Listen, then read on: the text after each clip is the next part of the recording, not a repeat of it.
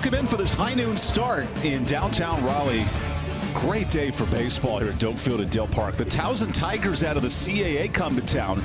Their first matchup in 4 years against a red-hot offense. NC State hitting .340 as a club coming in and fresh off an 18-run performance. Welcome in to Doak Field at Dale Park with the former pitcher here at NC State, Sean Adler. I'm EvanBudrovich. 3 home runs for the Wolfpack on Wednesday. What has impressed you about the bats so far this year? Yeah, not only have they been swinging it, but you're seeing a lot of balls go over the wall, especially over at third base position. Alec Budrovich, he's had a couple recently. He's the hot swinging bat. Hey, Matt got things started early this week, and then the Wolfpack exploded against Queens in the midweek. Yeah, absolutely. I mean, I think from top to bottom, you saw the offense take advantage of some of the mistakes that the pitching staff made with Queens. Hopefully they can capitalize that and keep the momentum going this weekend. It was a 17-run output Wednesday. So NC State will rely upon good time power. You look at this nationally, Georgia leads the country in home runs, but now in the ACC, these are all top 30 power hitting programs. What does Elliott Avent most like about his home run production? Well, I think when you're looking into the bulk of the season coming up, he's excited knowing that from an offensive perspective, the Wolfpack can compete with the rest of the conference when it comes to offense and power numbers. 13 home runs for the Pack this year, and they'll look to support on the mound. Fourth-year starter Sam Heifel earned his 20th career win earlier this year, and Heifel 2 up and down starts this season. One at Hawaii, where he allowed 5 runs, and then 5 innings of 1-run ball against VCU. How do they get consistent innings out of Heifel today? Well, the thing is, historically with Heifel, he's someone that's just going to give you kind of battling innings and battling games, whether he's kind of cruising and dominating or if he's struggling. He's going to try and stay in every at-bat and every inning. So I've really seen him kind of be resilient and kind of bounce back in times. So I'm expecting him to have a bounce-back start, but we'll have to see what happens. This is Heifel's 51st career outing, and he faces a TOWSON Tiger lineup. You notice the power there of Bryce Frederick, but Elijah Dickerson hitting .367 in the outfield for the Tigers. A 1-6 start. Had a tough time pitching down at FAU. Dropped all 3 games, but an offense that is hitting .250 as a team coming in for head coach Matt Tyner. And with that, we get this series rolling. First matchup in 5 years. There are only a handful of players left from that matchup. The pre-COVID series. Wolfpack have never lost to TOWSON, 9-0 all time. And Jordan Payton aggressive here early.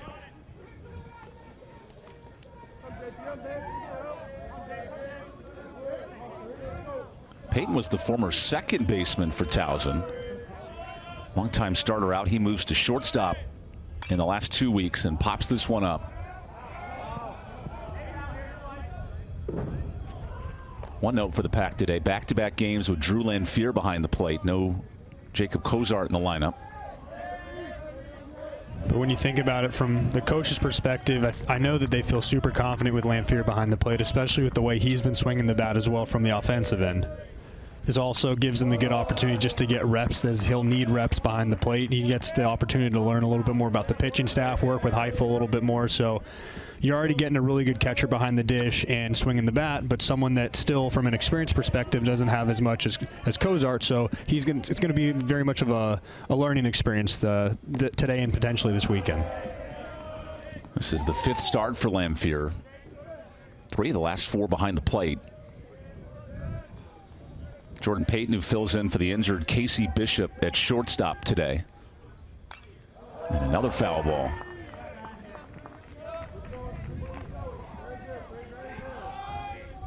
This is a TOWSON team that has surrendered 10 or more runs already 3 times this year. They need a good start offensively today, Sean. Yeah, absolutely. I mean, when you look at NC State's pitching staff, too, they're guys that are going to be, for the most part around the plate. They're going to be bringing it right at you. So they have to be hungry if you're TOWSON. You have to be able to kind of try and manufacture runs and just have a good offense top to bottom.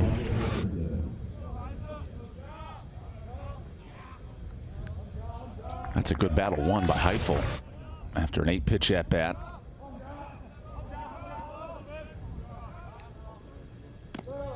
Elijah Dickerson's been the red-hot offense in this order. 3-game hit streak coming in, back-to-back multi-hit games. He's a preseason All-CA outfielder in a very good league. That's a top 10 RPI league, the Coastal Athletic Association. And then Dickerson shoots one to right. There's Noah Souls to track it down. And he's someone too, Dickerson's someone too, that from the perspective of if he's getting on, there's been about, I think, 30% of his hits so far this season, he's been able to take second base. So not only is someone that he can swing the bat, he's batting above 360, but he's also someone you have to worry about in terms of potentially scoring and doing something, you know, detrimental on the base path. Here is a huge power threat, Bryce Frederick. Last season with 14 home runs. That was top 10 in TOWSON single season history. Prolific power. Finished up on the All-CAA team last year. And a good challenge there from Heifel.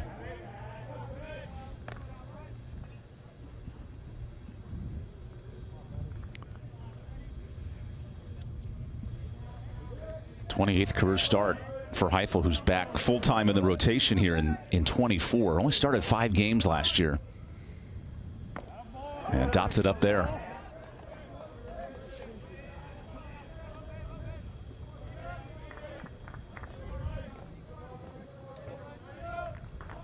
So Heifel searches for the 1-2-3 inning.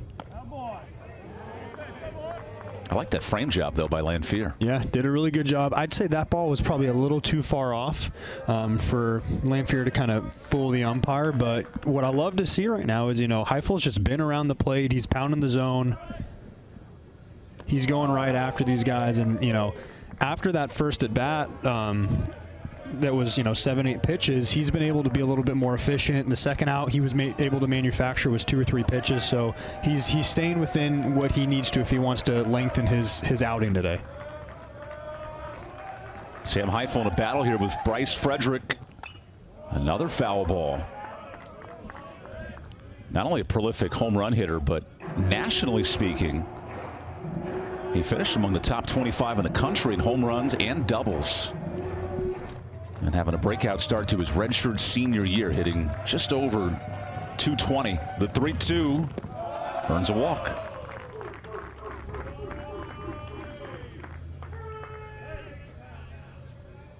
Heifel did a great job the first 2 at-bats of being able to stay around the zone and try and get these guys to get themselves out, because they were very swing aggressive with a lot of foul balls and stuff. And then with that third at-bat that he faced, it being a walk, it's really important right now that you just try and respond by not allowing that walk to kind of shift the momentum. You want to stay right around the zone, let your cleanup hitter kind of do his thing. They've been really aggressive with the bat in their hands so far the first part of this game, so let them get themselves out. 2-year starter Brian Heckelman behind the plate. Had a fantastic freshman year as he swings through that pitch.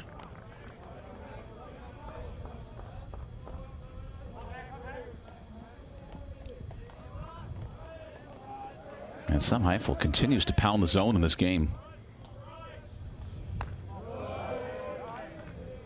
When he works with this level of pinpoint control, how does that take Heifel to the next level? Well, I mean, at the end of the day, his stuff is there. It's all about pitchability. You want to be able not just to locate, but locate in the right part of the strike zone at the right time in the right part of the at-bat. So that's when they say kind of pitching being a chess match with the batter, is that's when that aspect of it comes into play, is that you're not just throwing your best stuff at him. You have to mentally know what the approach is in order to capitalize and win the battle against the opposition. A stolen base there for Frederick. Now puts pressure on Heifel for this 2-2. And the count is full. Very good at bats from TOWSON here in this first inning. Yeah, it's interesting too, because they've taken, you know, aggressive hacks at balls that have been around the plate. They just haven't really been able to make solid contact. But what they're also doing is they're laying off anything that's not necessarily around the plate. So from a plate discipline perspective, they're actually, you know, judging these pitches that Heifel's throwing very, very well. At least the first part of this inning so far. Sophomore catcher Brian Heckelman, who filled in for an all-conference stud Burt Camper, who graduated 2 years prior. Now he's in another 3-2. And that's a foul ball. One of those unfortunate check me swings if you're Heckelman, because that's ball 4 if it misses his bat.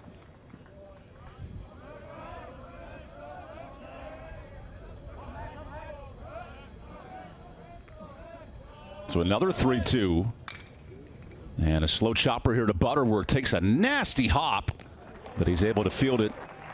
And that'll wrap things up for Towson. NC State's red-hot offense comes to the plate when we return.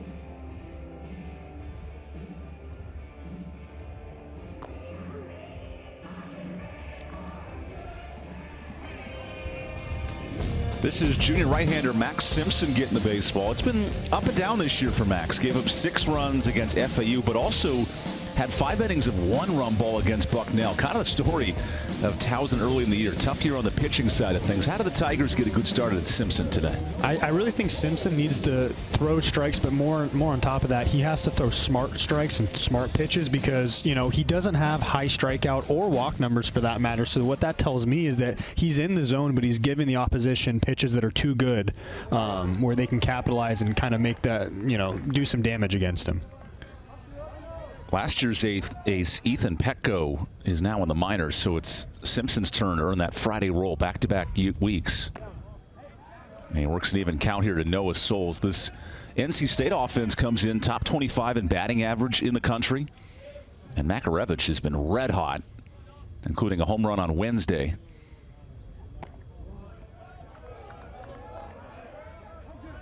A Wolfpack lineup of note. No Cozart today behind the plate. We saw that. And then the Nixon duo, Luke and Chase, brothers, in the lineup for the first time.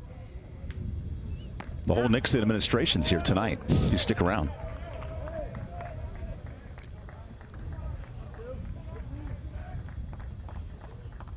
Max Simpson falling behind to Noah Souls. Oh, wow. There's a quick walk for the NC State leadoff man.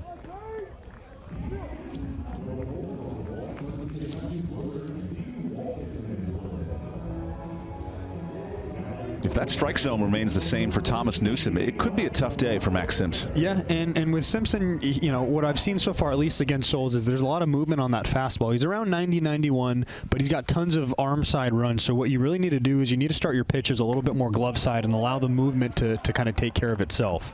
You know, movements, in my opinion, it's a lot harder to hit than just straight velocity. So trust your stuff, but just from a pitchability perspective, start the ball or throw it where you need to so that it can end up in the right spot.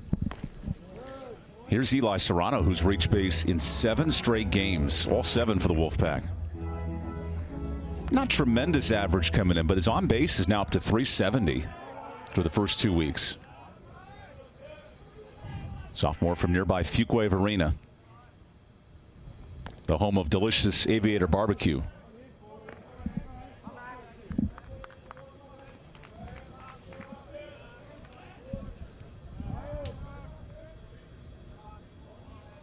Max Simpson, the Bethesda, Maryland product. That time he offers in a strike. And you're right, there's a ton of natural two-seam movement to Simpson. Yep, absolutely. And that one right there, he kind of started inner part of the plate, and it had about 6-7 inches of run on it. That and that one wasn't kind of a throw over the plate strike. It almost ran a little bit too far away. Runners moving, and Serrano slaps one foul. And that's kind of how I was as a pitcher, where you have a lot of horizontal or kind of sink movement. So not only do you really need to know where to throw that or start the pitch, but depending on if you're not able to repeat your mechanics consistently, you're going to get more or less run on some of those fastballs too. So making sure you repeat your mechanics in a way where you're going to replicate the same type of movement over and over on that fastball is going to be key here too. A State offense that scored 17 runs on Wednesday. That tied their season best. This time Souls is moving, and Serrano sprays one to center. That'll stay in the yard for Stefano, and he's got it for the first out. It's a great job to Simpson too. I mean, he got himself into a 3-0 count, but was able to get that ball around the plate and allow Serrano just to get under it a little bit for out to center field. It's a TOWSON team defensively that struggled to field the baseball. 19 errors in the first 7 games. So Garrett Pennington goes back to work where he's hitting a modest 367 with some attention over there at first. Going back to what you said too about 19 errors in the first 7 games. The thing that I've noticed about NC State this year that I feel like they're normally very good at is capitalizing on the opposition's mistakes. So if you're able to minimize errors or completely eliminate any errors within the game, you're going to have to force NC State then to actually get on by manufacturing hits or walks.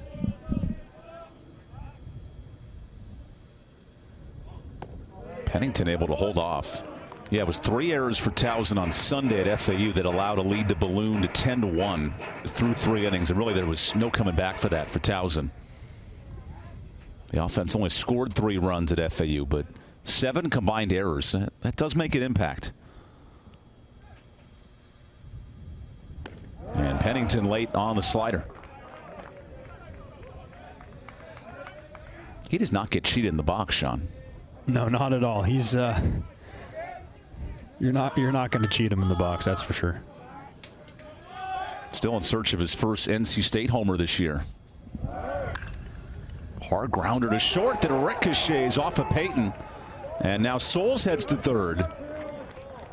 I don't know if that's an error, but it's a hard hit ball that makes things happen. Yeah, I mean, I could see it potentially just being ruled as a hit. I can also see it going as an error, but regardless, if you want to call that officially an error or not, what you need to do is you need to find a way to keep that ball in front of you. You don't want it to ricochet up in the air where there's potential for that runner on first base to actually get a second base or to third base, get a second bag in that sense.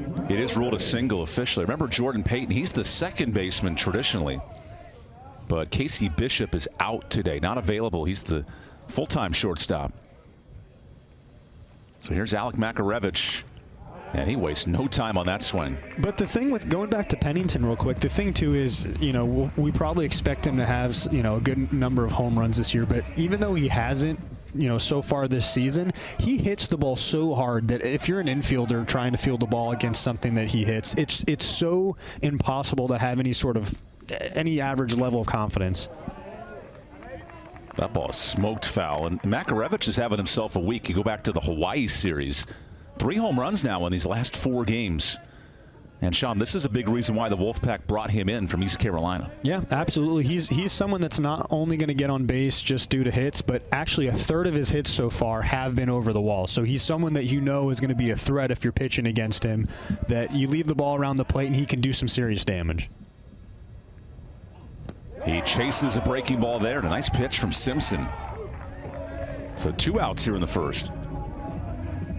Really good job, too, with your catcher being able to body up, because 0-2, you know that you can't have any sort of breaking ball elevated. That's going to have to be not necessarily in the dirt, but something where Makarevich can't get the bat on the ball. So with a runner on third base, catcher did a really good job bodying up and not only getting that strikeout, but was able to keep the ball in front of him and prevent anyone from scoring. Towson as a team's had a tough time slowing down the running game. Opponents are 14-16. And here's Drew Lamphere, fresh off a 2-home-run game.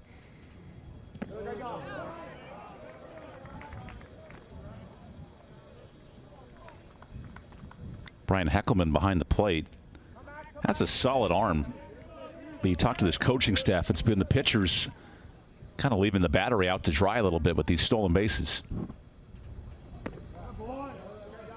Well, when you're not monitoring and really trying to focus on the run game, it almost gives the idea that they're not paying attention whatsoever to the runners on base. And also you have to give the catcher a relatively good feed in order for him to try and get a good throw down to second base or third base.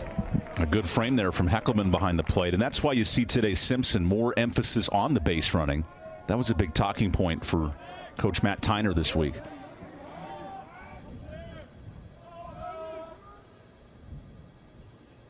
So Lamphere waits, and he works a 3-1 count.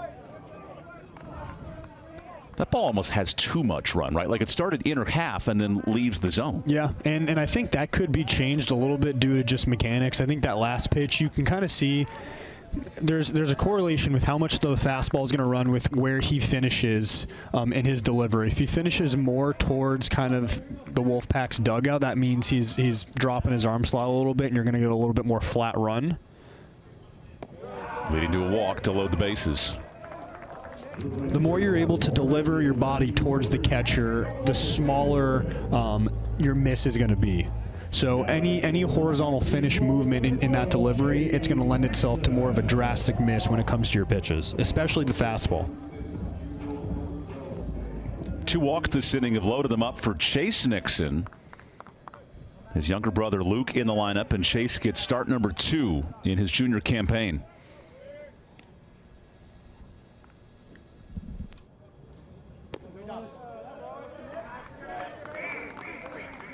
How patient are you if you're Nixon in this at-bat, seeing what Simpson has done on the mound? Well, with that pitch, that last pitch, it was a breaker, kind of low in the dirt, not quite in the dirt, but I think if you've been able to pay attention to the past 3, 4, 5 at bats, you've seen that breaking ball break the amount of break it's had, and you start to think to yourself, I need to start to see this pitch a little bit more elevated. If you start to see the spin, that curveball spin, more near your eyes, you know that's something that you're going to be able to handle as a batter, because that's going to break more so at the belt level rather than it starting at the letters and getting down towards your ankles. It's led to a bases loaded jam here for Max Simpson. And Nixon delivers. An opposite field knock. Here comes the second run. Pennington to the plate. Nice throw from left, and Dickerson guns him down. Was waiting for a collision there, and it turned into a bang-bang play. Yeah, and Dickerson came up really aggressive with that ball in left field and was able to give a good hard low throw to Heckelman. Elijah Dickerson keeps this a 1-0 game.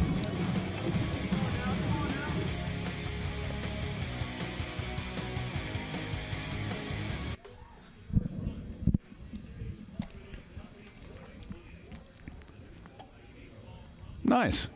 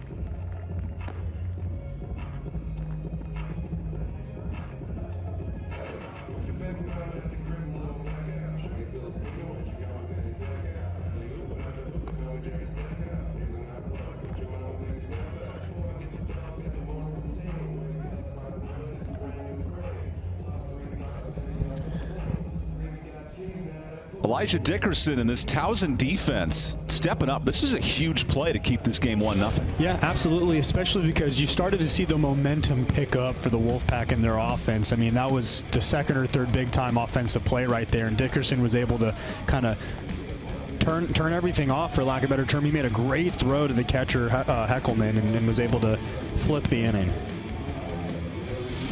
So that keeps it 1-0. This Towson defense that's needed some big moments this year. Dickerson there on the nice play. So Sam Heifel back to work after an efficient first inning. He walked one, got another strikeout, now faces Jeremy Wagner, the right fielder.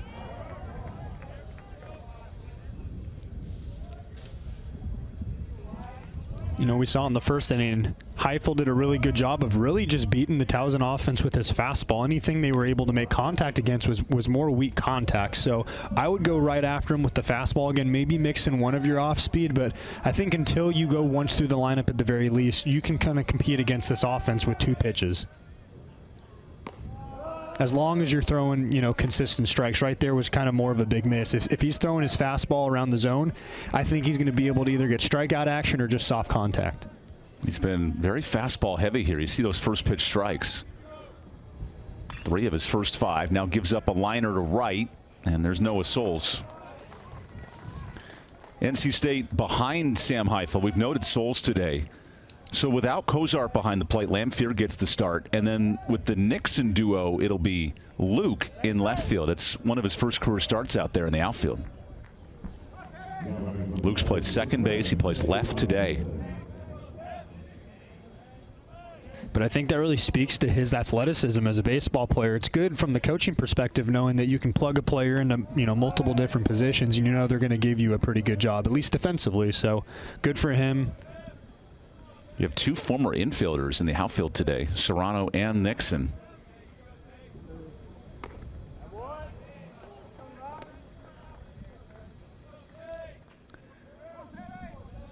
You think back to Wednesday's game, Garrett Payne, one of the pitchers, earned some time in the outfield. Elliot Avin's been a little open, giving everybody a few innings here this week.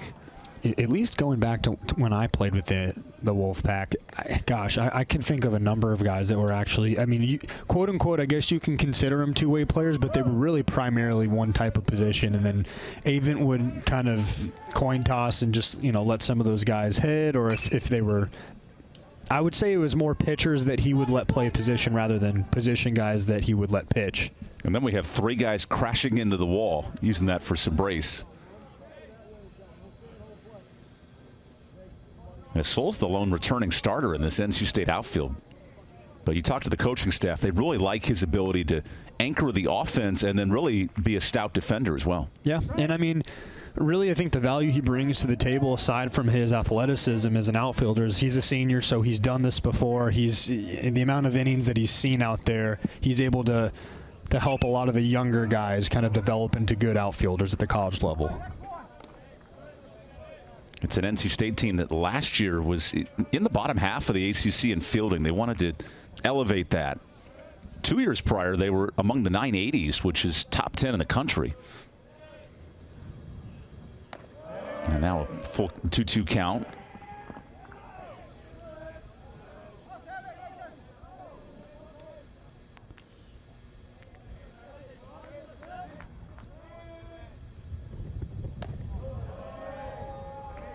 Towson, to their credit, have made Heifel work in these first 2 innings. Yeah, it's interesting. I feel like I've seen a lot of like at-bats that have started 0-2, 1-2, and then they've kind of worked their way back into like a full count where it's given the batter a little bit more of an advantage. So what I'm seeing is kind of what I saw last inning, where they're really aggressive on good pitches, but they haven't quite been able to make that solid contact they've needed to, but they've also laid off of the stuff that they don't think they can really hit. That would probably get called as a ball if they hadn't swung. So here's pitch 9 of the at-bat, and Tay Robinson shoots one in the corner. Souls might have enough room here. He leaps over and runs out of space. As a pitcher, you got to love that effort. Yeah, absolutely. I mean, knowing that this has been a 9-10 pitch at bat, you want to do everything you can to kind of end it and get to the next guy, just because this guy's been fighting and fighting. So having your right fielder try and lay out or go into the wall for an out, that's big time teamwork right there too. That's a redshirt senior helping out a senior starter. Double figured pitch at bat here, and the 3-2. Another liner to center. That time pretty shallow, and Butterworth's all over it. How important is pitch count if you're Heifel today? You are already near 40 pitches through 2 innings. No, it's extremely important just because you look at what the NC State team has this week, and they have 4 games against TOWSON. So if you're able to go out and stay out there longer and longer and longer, you're not totally burning the bullpen, and you're going to need almost everyone on your pitching staff available for this weekend. So there's going to be a lot of pitchers that they're going to be throwing. I mean, both sides of the field. You know, TOWSON too, but with NC State, you want to make sure Heifel's out there and he's pounding strikes, and he can go as long as he can. Devin Barnett works the count even. To your point, both teams have announced starters for Saturday's Game 1, but neither team has announced a Game 2 starter, so it could be all hands on deck tomorrow. Yeah, I mean, it really depends on what happens today in the first game of tomorrow, but I wouldn't be surprised if you see a potential staff day Game 2 for Saturday. I know they still have that Sunday game to play, but you already have your scheduled starter for that you can hopefully rely on at least 4 to 5 innings. So it's interesting. Those four game weekends are kind of tough to figure out who you're going to throw. Sam Heifel helping the cause. 1-2-3 inning here in the second. His Wolfpack come to the plate when we return.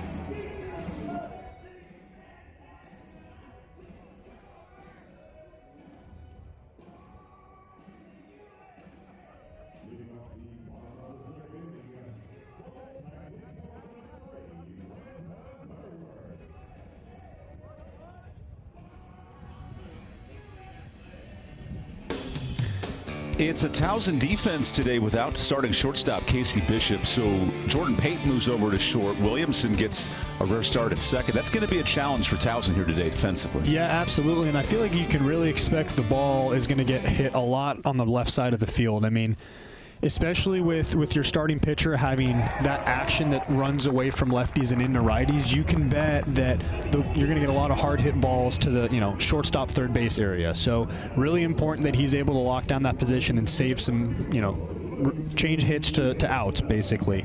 And there, Ryan Williamson with a nice play. Yeah, absolutely. I mean, the entire left side of the infield is going to have to be really, really good and try and minimize their misses and mistakes. We already saw Nixon, Pennington, they were hitting hard hit balls to the left side, so it's really important to make sure you're locked and you're ready to go when it comes to your shortstop and third baseman. Here's Luke Nixon popping one up. And that time of the day, do you wear the sunglasses? Do you not? Do you keep them on the hat? And it works well for Dickerson. Yeah, I think it's just eye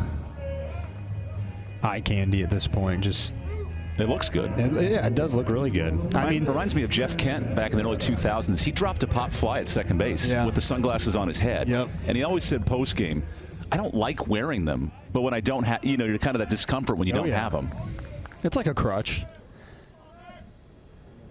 And I don't anticipate this being the case. I think it's going to be relatively cloudy most of the day. But, I mean, you can get some clouds moving along, and then you get the sun coming out. So mid-inning, if you're like, crap, I need my sunglasses. And how many times have we seen at the big league level, they call time and the player runs out and hands their sunglasses off? I was a big fan in like the late 90s, early 2000s of the lenses that you would flip up. You can flip them up, flip them down. The old-fashioned aviators. Yeah, you're spot on. I remember having like gosh, I wanted those so bad. I remember seeing big leaguers with them, and I got for Christmas like a $15 pair, some cheap pair, but I thought they were the coolest pair of glasses.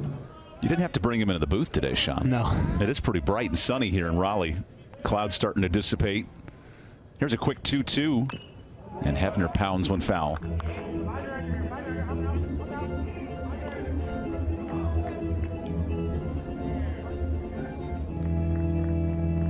Ever since Max Simpson got that out at the plate, he's been locked in. 3 straight retired. And working here for a 1-2-3 inning. And not only has he been able this inning to you know, be around the zone with his fastball with that, you know, strong movement, but he's starting to throw that breaker in the zone, and he's not just throwing it over the plate. He's kind of going horizontally, mixing it left and right on both sides of the plate, and is able to keep them off balance. Works the count full. 5th start for Matt Hevner, who's had some home run power early. 2 homers for the Wolfpack. 9-hole hitter today. And he earns a walk. But you think about it too. I mean, how many college programs out there have power top to bottom? You got a guy this early in the season that has 2 home runs and he's your 9-hole hitter. It doesn't give the pitcher any ability to breathe. You know, traditionally you get to your 7, 8, 9 guys and you still have to go after them, but you kind of have a sense of relief knowing that they're not going to be the guys that do damage. But NC State, they've always had guys that will make it hurt if you make a mistake, top to bottom. 13 home runs for this Wolfpack team, and we're 2 weeks in. Right now it's Georgia that leads the country in homers. Charlie Condon's been cooking. 8 home runs anchoring that lineup. And then there's Duke at number 2 in the country. Chris Pollard's club's had an explosive offensive start. Oh, yeah. Because elite pitching is what made Duke coming into the year a top 15 team. And then you add in the bats.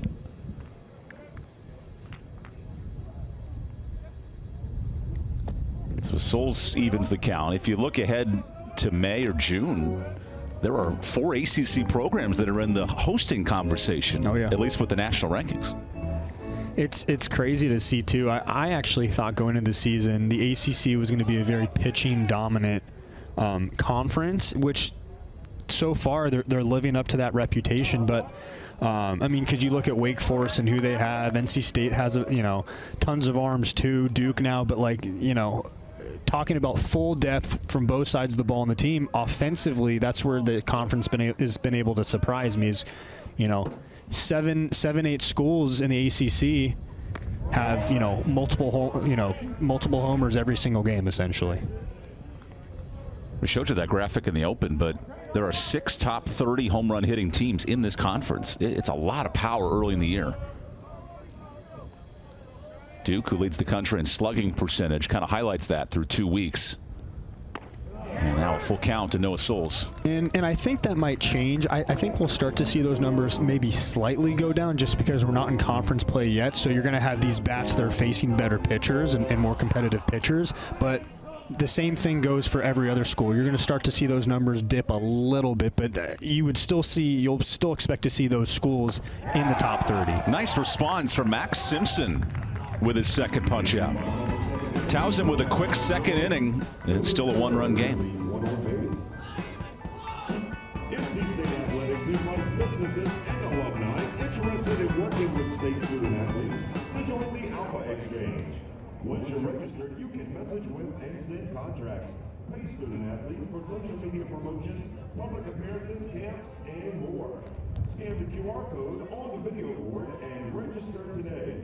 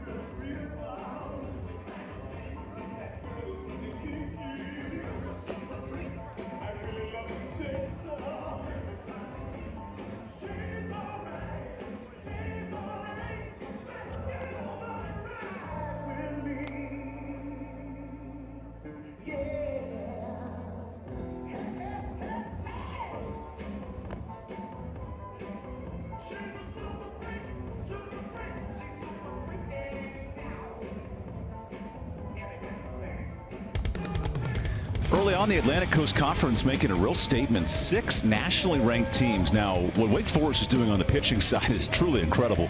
But then you factor in the power Duke has headlined this home run hitting effort, but 4 of the top 5 home run teams in the country. And Sean, maybe no conference with a better start through 2 weeks. Yeah, I think the conference this year is deeper than it's ever been, at least to start the season. I feel like historically it's always been a very talented and competitive conference, but you're seeing some serious noise made by the ACC the first 3 weekends of the season. You factor in the Tar Heels, who are 17th. They have 11 runs in the first inning today against Princeton. There's a lot of offense.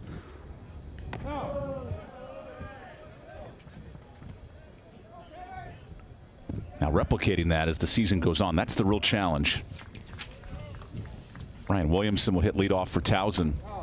And kind of back to that topic, I'll give anybody the opportunity to fact check me here, but you think about 11 runs in the first inning against Princeton. I do not think that that's just big time power numbers. I think that's them capitalizing on mistakes. But I guess to my point is, they've been able to do a lot in terms of the offense, not just power, not just hits for getting on base, but finding ways outside of the traditional sense. So capitalizing.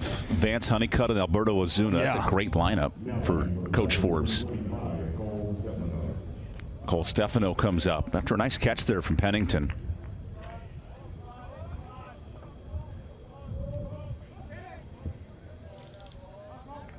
Only a handful of starts for Stefano last year, 7. And he's become a full-time presence. 3rd start today.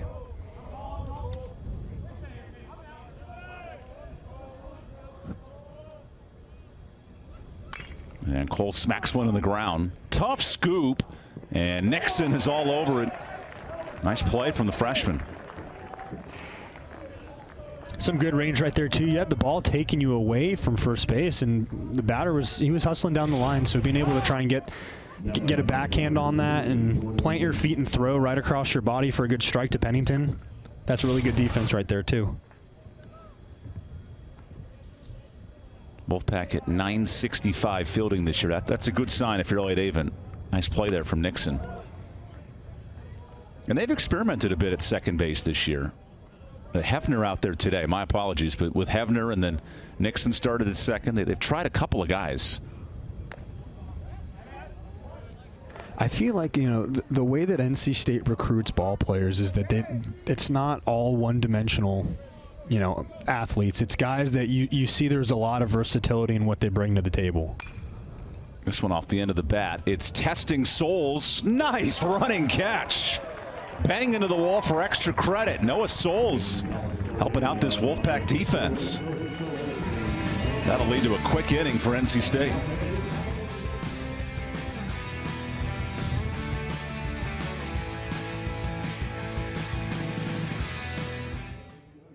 And she's ready to play a game that we like to call Employee Who. Today's game is in honor of Employee Appreciation Day.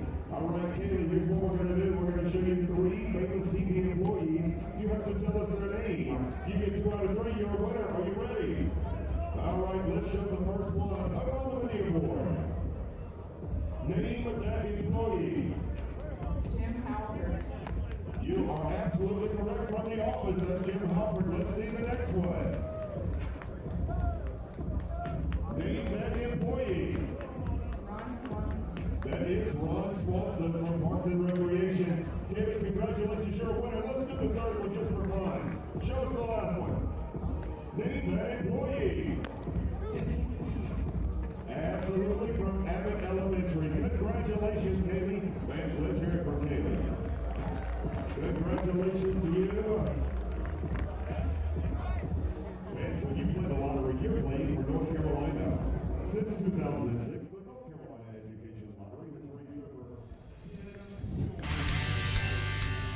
Early Friday baseball calls for some fun. Of course, we're beating the weather, which is the most important part.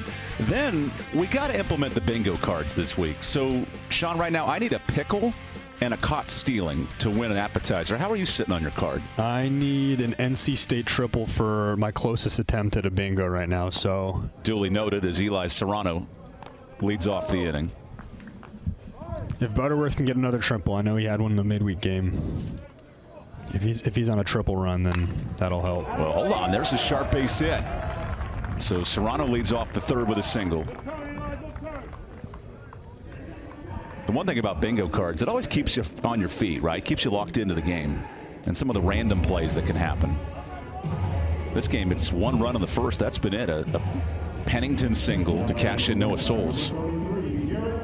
Almost 2 runs, but you had left field make a really, really good play and was able to kind of stop the inning from getting out of hand 2 innings ago. That was Elijah Dickerson, an all-CAA caliber outfielder. And here's the Wichita State transfer, Garrett Pennington. Those numbers last year, he was top 5 in the American in home runs, 15. And does not get cheated there. It's interesting, too, because, you know, he's known at Wichita State for having these insane power numbers and putting the ball over the wall, but everything he's done so far this year at NC State is really the approach that a coach really wants, and that you want the ball hit hard and low up the middle, and that's kind of what his bread and butter has been so far this year. He's had tons of balls hard hit up the middle to center field. So I know the power is going to come.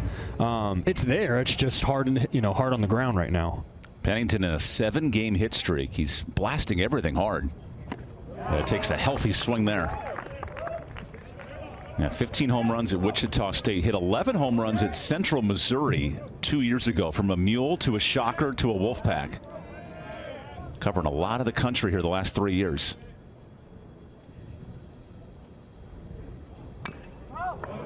I can't help but to feel uncomfortable if I'm the pitcher going up against Pennington, just because his opportunity for a hard hit ball is so high. He always gets a really good piece of it. Whether he's able to fully connect or not, it's such a hard hit ball. So here's Max Simpson's 2-2. Runner's taken off. Then he goes right back. Do you have stolen base on your bingo card? I thought I did. I haven't checked mine off yet. I have caught stealing. So we have 1 steal for TOWSON if you're keeping track at home on your card. Here for this early noon start, game 1 of a 4-game set. Now the runner is moving and Pennington spoils it.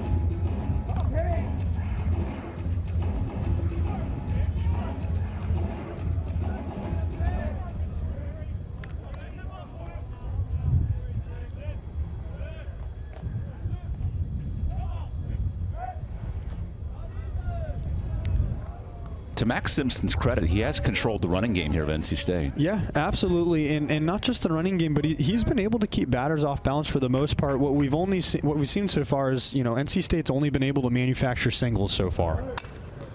This could be a second single. It loops in for Pennington, and that's just perfectly placed. The guy who's been blasting the ball all year hits a bloop job in the right field. Hey, the scorecard does not discriminate against hard hit balls or soft hit balls. If you're able to get on, if it's falling behind infield in front of outfield, a hit's a hit, right? And on my bingo card, I have back-to-back base hits on the card, so I can check that one off. Keeping you locked in here on ACC Network Extra.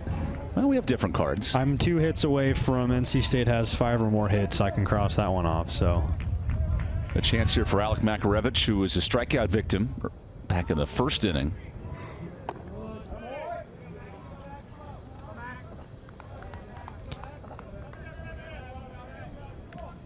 But I mean, going into this game, if you're talking about Simpson, you know, having low strikeout, low walk numbers, he's still kind of living up to that reputation. But what he has been able to do is he's been able to keep NC State off balance, and they've really been getting themselves out. It's been kind of softer hits. They've had a couple hard hits, but the defense has made plays behind them, left field, catcher. But he's been able to compete, you know, so far. Here's a hard grounder off the glove of first. Frederick hangs onto it, and a run scores. So Makarevich extends this lead, bringing in Serrano.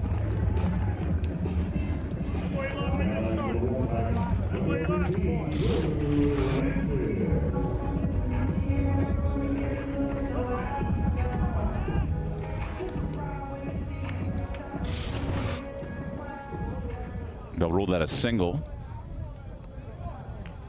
So Pennington has 2 hits. Serrano and Makarevich each with a hit.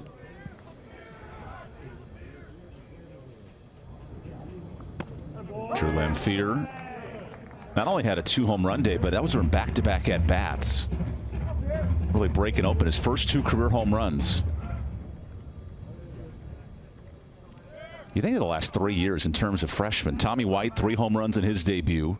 Cannon Peoples had a 3 home run game in his first month, and then Lamphere with 2 home runs. How are these freshmen contributing at such an early pace? You know, it's interesting. I think a lot of it goes back to the point of recruiting. I think Chris Hart does a really good job of identifying talent and talent that's going to fit into their system. I mean, they look for hard-nosed guys that just, everything's 100%. They're really smart in how they play, but it's extremely hard. Lamphere takes advantage of a mistake. Another run scores.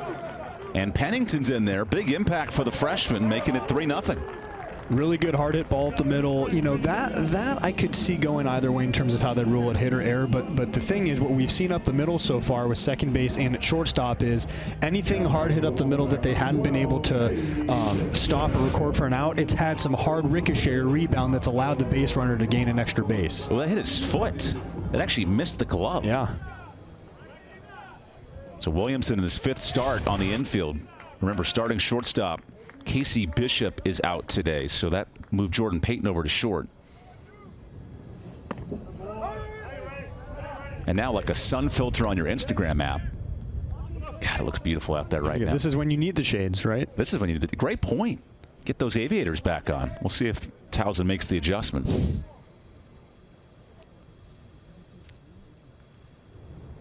Chase Nixon pounds one into the ground. That is foul. This is game 2 of a 10-game homestand for NC State. That'll actually lead all the way into conference play next week against Boston College, which just feels rather quick this year. Yeah. 3 weeks into the season. I feel like, you know, we were calling the game opening weekend 2 weekends ago, and I feel like it's flown by so far. And next week we have conference play, and it's just a very quick start to the season. Nice take by Nixon. 6 ranked ACC teams heading into conference play, and there's still plenty of baseball to go. And then in these 2 states, North and South Carolina, 8 ranked programs.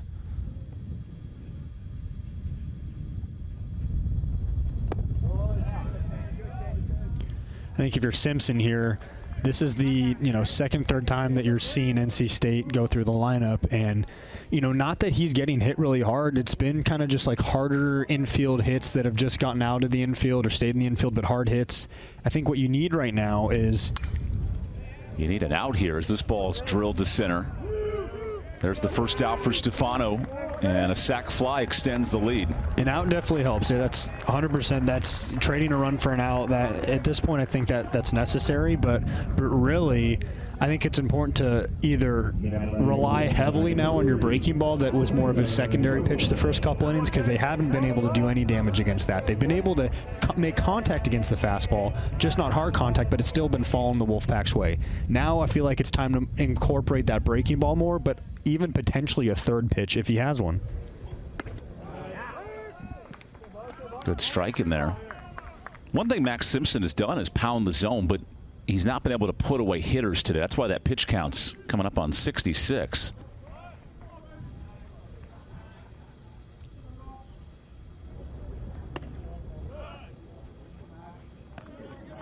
It becomes more of a holistic team defensive effort when you have a guy that's got good stuff but not necessarily big strikeout, numbers. That's when you're going to have to rely on your infield and outfield making good plays behind you more so.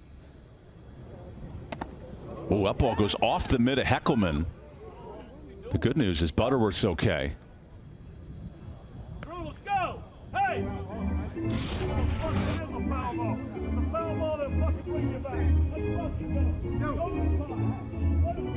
Elliott Avon a bit frustrated there. Now some confusion. Was there a foul ball? I think that's the question.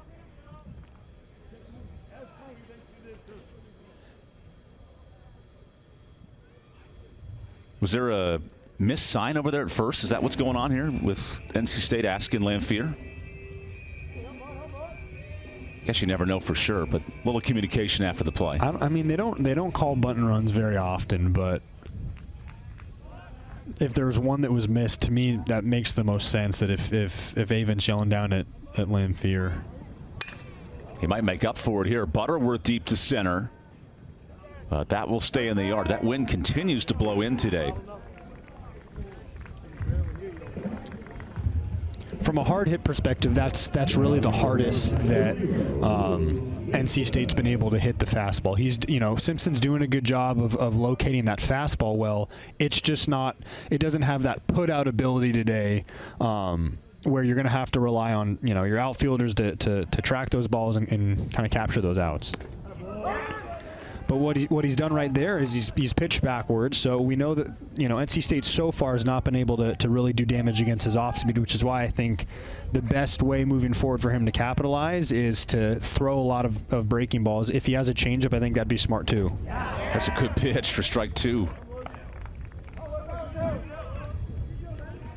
Max Simpson's had to grind through these first 3 innings. 25 pitches. You see that multiple times. First-year weekend starter, and earning it here. He was a full-time bullpen arm and midweek starter for Coach Matt Tyner last year, but Ethan Petco in the minors, Justin Reebok moved on with graduation. It's a young rotation here for TOWSON. And a filthy bender. Call pitch ninja on that one.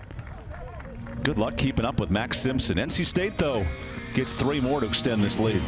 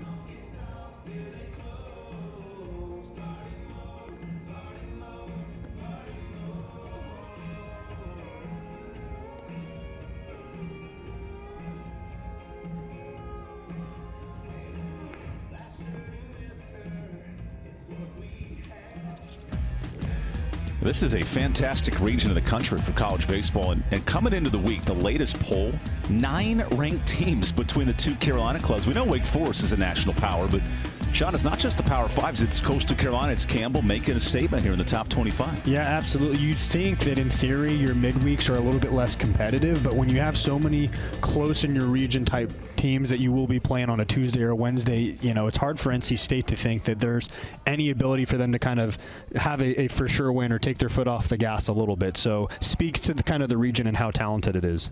Sam Heifel begins the 3rd inning, and he gives up a rocket that gets past Hebner for a base hit. You think back to this past weekend, Carolina ECU in a great non-conference series. The Pirates won 2 of 3.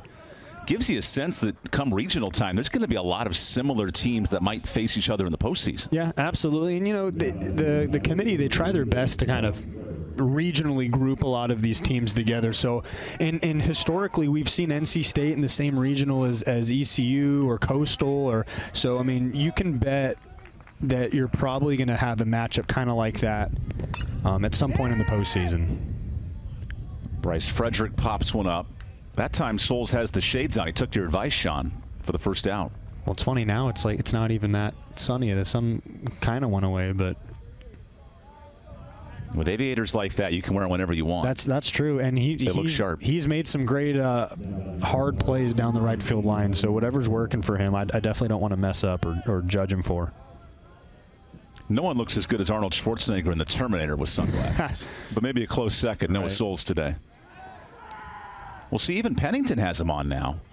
So that sun is right above the field. It is a 1 o'clock early start, noon start for this first pitch. But then the left side of the infield doesn't have the shades on. Interesting.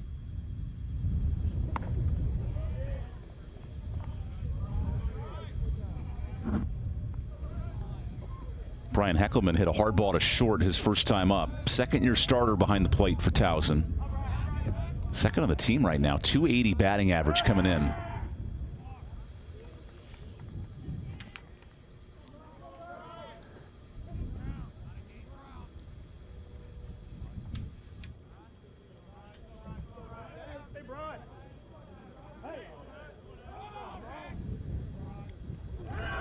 Runner moving.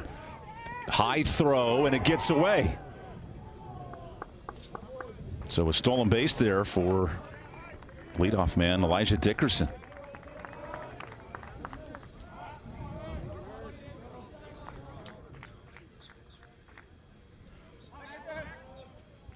So Towson with its best chance to score against the NC State true freshman there with a tough throw.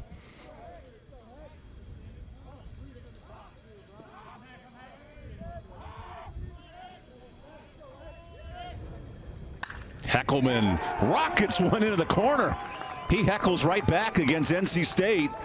And an RBI double gets Towson on the board. Heckelman did a really good job seeing that ball up and was able to get the barrel around. And that was a hard hit ball down the left field line. I was a little surprised. It almost looked like he was easing off as he was coming into second. Which made it a lot closer. It made it a lot closer. Either that or maybe the ball was just hit so hard that it got to Nixon's glove a little bit quicker than expected. Regardless, was able to make a really, turn a good hit into an RBI opportunity as well.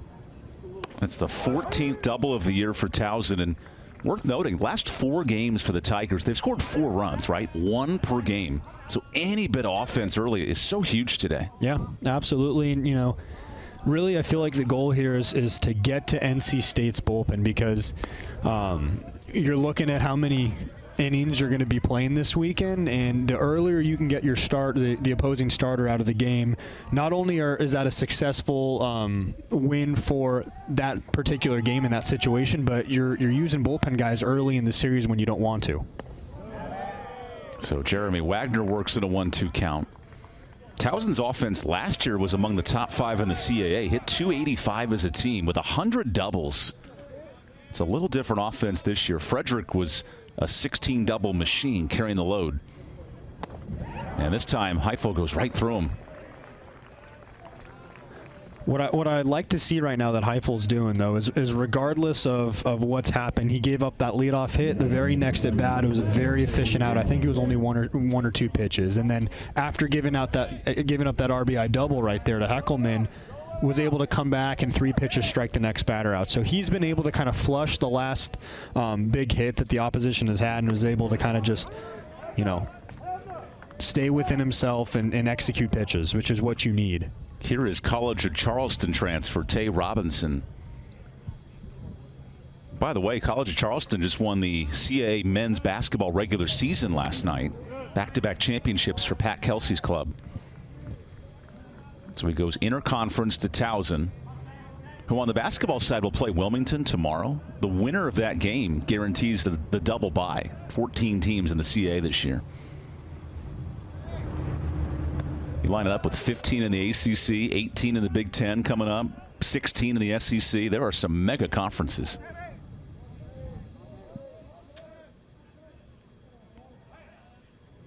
And then 2 in the Pac-12. Washington State, Oregon State. That's right. Big swing and a miss there. Yes, it'll be the Pac-2 moving forward. I know the Pac-2 has signed a mutual agreement with the Mountain West, but I'm curious from a baseball perspective. Yeah, but I'm not sure quite on the logistics of it. Like what it's fluid when it goes from sport to sport too. So that ball sneaks away from Lamphere, and now over to third, Heckelman.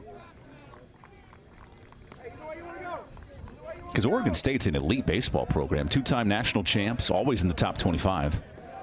Actually. Is it 2? Yeah, no, 3-time. Oh, third, correct. They had the back-to-back and then the third one. They beat Carolina both years they won, I think, right?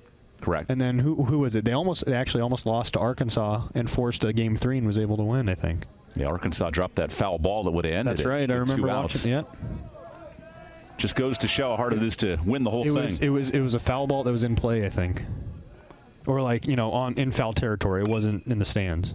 The 3-2 is in the corner. This ball is dangerous. Oh no, it's Souls. Oh, he's okay. Putting his body on the line over there. That gives me like a heart attack watching that. Yeah, and I mean he's not easing up whatsoever. He's been going hard into the right field line. I know there's padding there, but he's treated that like a kid in the candy store. Well, he's going so hard that that momentum's going to carry him into the padding, to the hard wood that's behind it. It can't feel good after you get through that 6 inches of cushion. The 3-2 is chopped on the ground. Budrovich has to go. Not in time. The high chopper gives TOWSON back-to-back runs. Those are always really tough. You get a high chopper, and it's almost like a gimme infield single, just because Budrovich at this point, there's nothing that he did wrong. That's a clean field ground ball, or I guess ground fly ball, as I would call it. Quick transition, but that was such a hard hit ball into the ground, into the air, that's a hard ball to get an out on. By the way, infield hit on my bingo card, so I can check that off. This one's fouled away. So Devin Barnett gets the spot start at DH.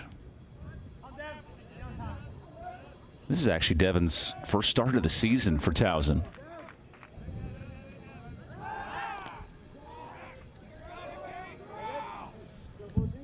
And looking at this inning, so far TOWSON's offense has been the one that's been able to kind of keep them in this game. We've seen the defense struggle a little bit, at least up the middle, but their offense has been very much, taking very good quality at bats.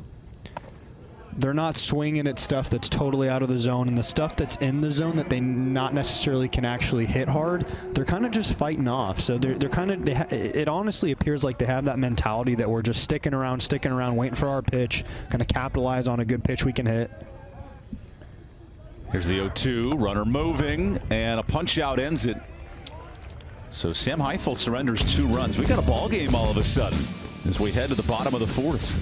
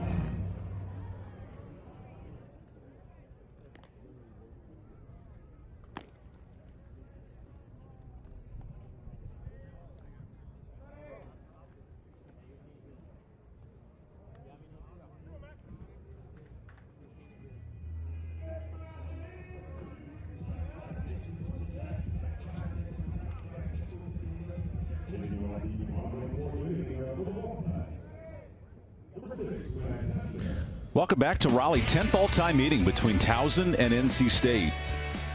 2 of the last 3 matchups have been one-run games. Although in 2019, Johnny Butler had a couple of home runs. The Wolfpack won 11-1. And we were looking it up. There's only a handful of players left from those teams in 2019 that have played all 5 years or have been on the active roster all 5 years, including Noah Souls, but it's a small list of guys who've been around for that much time.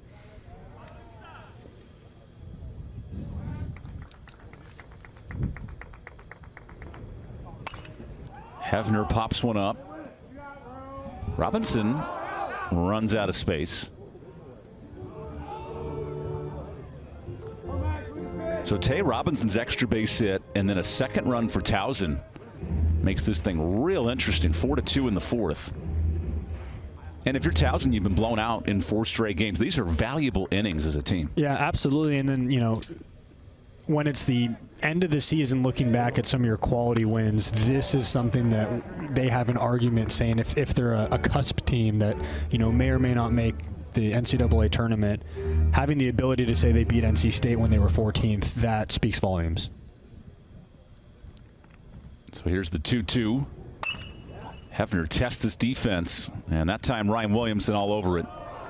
To Max Simpson's credit, he has worked in and out of trouble today, but he's put up a pretty quality start. Yeah, and nothing to the defense behind them. They've done a really good job so far, but there's been some stuff where you've had a ball that's kind of hard hit to your middle infielders that have ricocheted, and it's kind of ad hoc, weird anomaly type stuff like that that Simpson has been able to kind of flush out and being able to respond well to. He kind of, you know, next pitch after that or next at bat, he's been able to record an out after kind of a big play that NC State had on the offensive end. Pounds the zone there to Noah Souls. So today's March 1st, and typically it's Mustache March Madness. Noah Souls in his biopic rocks a fantastic stash. We got to check in like 30 days to see how that thing's growing out. Did you have any facial hair during March, Sean? Was that a thing for you? So I was very much, at least when I was at NC State, my senior year when I was a starter. And then Souls hits a sliding catch. Elijah Dickerson. Robin Souls right there. When I was a starter at NC State, I liked to have a clean shave for my starts. Just, it was kind of like a routine thing for me. So. And then look at this Tom Selleck mustache type of catch here. There you go. That's a very historic mustache, a Tom Selleck mustache. High-level actor, that's for sure. He's still doing his thing. His role in Friends was underrated, right? When Monica falls in love with him and he's the doctor and they come together. I know that he was, I've seen those episodes where he was in Friends, but to me, he'll always be Magnum P.I. Great point. Riding in the Ferrari. And here's a kid who was probably too young to even see those things, Eli Serrano. It's crazy now, these freshmen and sophomores born in 2003, 2004, 2005 for some. The Y2K thing doesn't even exist for many of these players.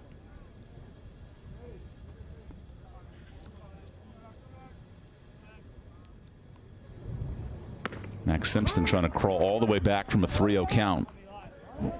And he's done this a couple times so far today. Now, do you want to get yourself into a 3-0 hole? No, not necessarily, but you've done it before where you've been able to battle out of it. Nice stab by Simpson. And Max is fired up. TOWSON with a 1-2-3 inning. It's the eye of the tiger from their pitcher with a nice play.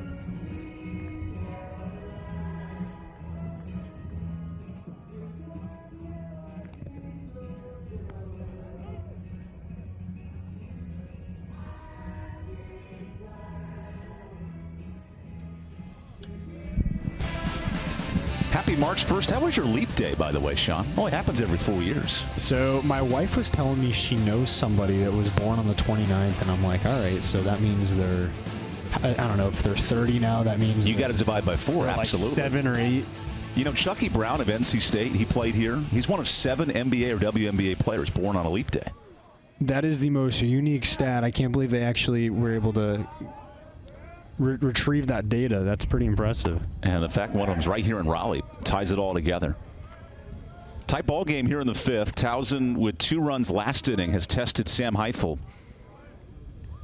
who's fresh off his 20th career win. He earned that week 1 over VCU and pounds one past Ryan Williamson.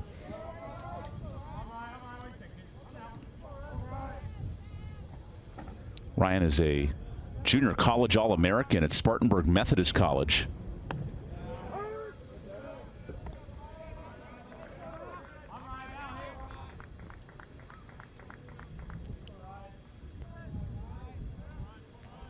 Been a little shaky for Heifel.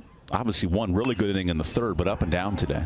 Yeah, I mean, that's very true. I think he has gotten himself into a couple holes, but at the same time, I think it's been a quick response in terms of getting himself out of those holes. But if you're looking at both teams, not just both pitching staffs, both offense or defense, if you look at just both teams holistically, I feel like I've seen very, very similar production from Towson as I've seen from NC State. If you look at the scoreboard, at least on the scoreboard, we're not, no one's had an error so far. So defensively, it's been pretty good.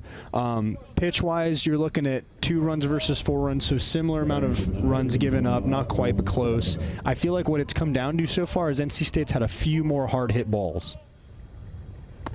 And that 3-run 3rd is really the difference.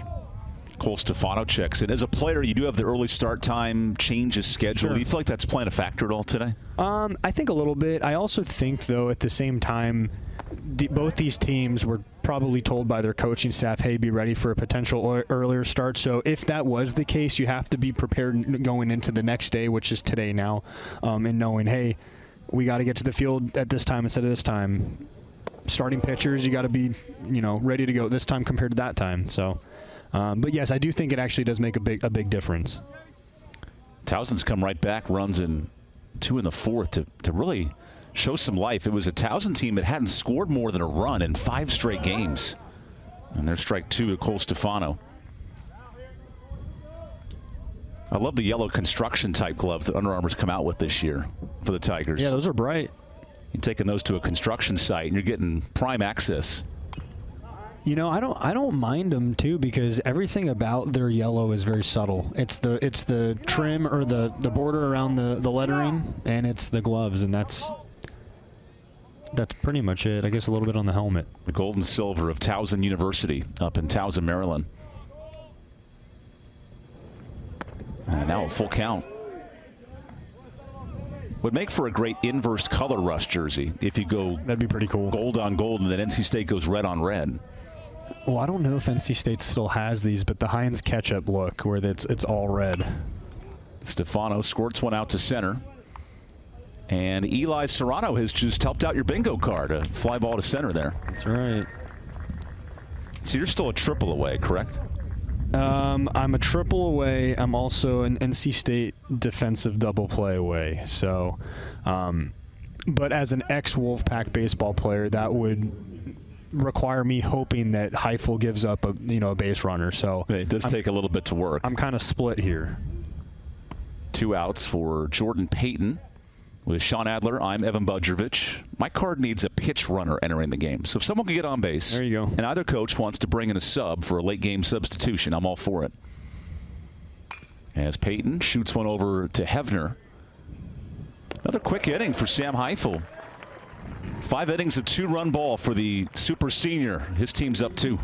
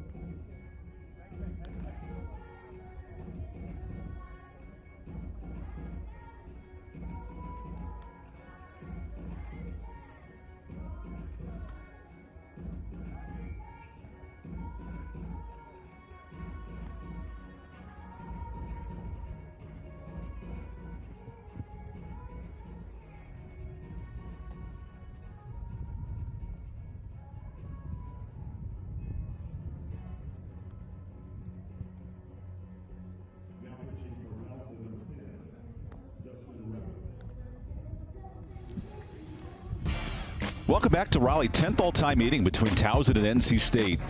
2 of the last 3 matchups have been one-run games. Another tight one here today.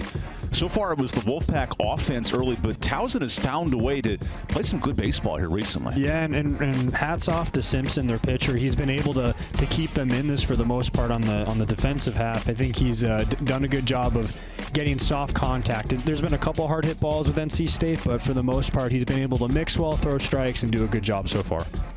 This is game 1 of a 4-game series. There's 2 more tomorrow, and then a Sunday finale.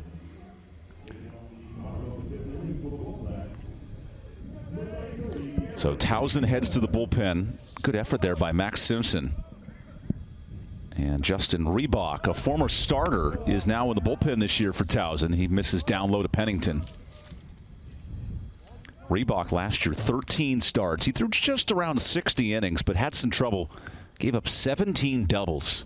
And then Pennington uncorks one. This is a drive. And it's caught. Wow, the wind knocked that ball down. Yeah, I mean, that was some light tower, launch angle right there. His power is really, really impressive. Unfortunately, that wind, it was like the reverse Stoke stream that was bringing the ball back. I mean, watch this. It literally stops, and it comes back down. And you can see how fast that ball left his bat. Yeah, Dickerson's running back to the wall, and then he turns around and comes in. Boy, it's a pitcher's best friend right now if you're Reebok out of the pen. If you're Reebok, you're feeling lucky, but also, if you're still in this game for the next time Pennington comes up to the plate, hey, I made a mistake leaving a ball a little bit too good for him to hit. I have to be a little bit more, smart with where I actually throw it. One of the few reasons that Pennington does not have a home run this year. That was some crazy wind action. Alec Makarevich, who added another base hit last time up. So the hit streak continues.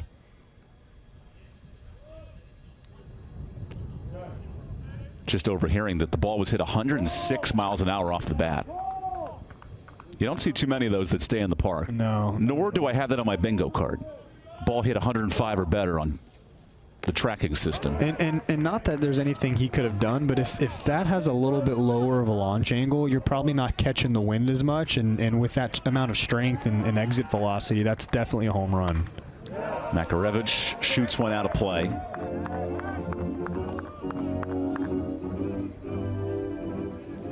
Rough game today, going 2 for 3 so far. He still looks in disbelief slightly. And the payoff has popped up. This one forces the Bermuda Triangle, and there's the second baseman, Williamson, all over it.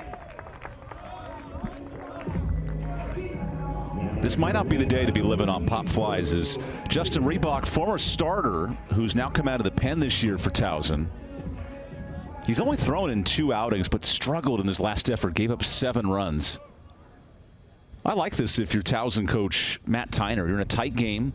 You bring in an experienced arm to keep this a 2-run difference. Yeah, absolutely. And I think what we've seen is we've seen the wind pick up a little bit more this afternoon than when the game started. So I don't know if that's going to allow for more forgiveness if you're a pitcher that misses a little bit high and up in the zone. But regardless, you still want to be able to try and locate and pitch in a smart way so that NC State doesn't capitalize on missed pitches. Drew Lamphere drove in 1 of 3 runs back in the 3rd. And he makes quick work. Justin Reebok puts on the kicks and works a 1-2-3 inning. Good bullpen effort from Towson here in a 2-run game.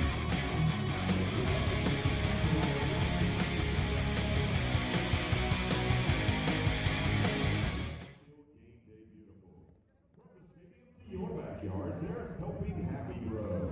Visit EvanBudrovich.com and get your very own game day beautiful lawn. Also, fans, we have a winner for today's Brick House Baseball Bingo. Congratulations, Bill McFarland. Bill's going home with a gift card courtesy of the Brick House. Be sure to come back each Friday home game as we play Brick House Baseball Bingo for your chance to win.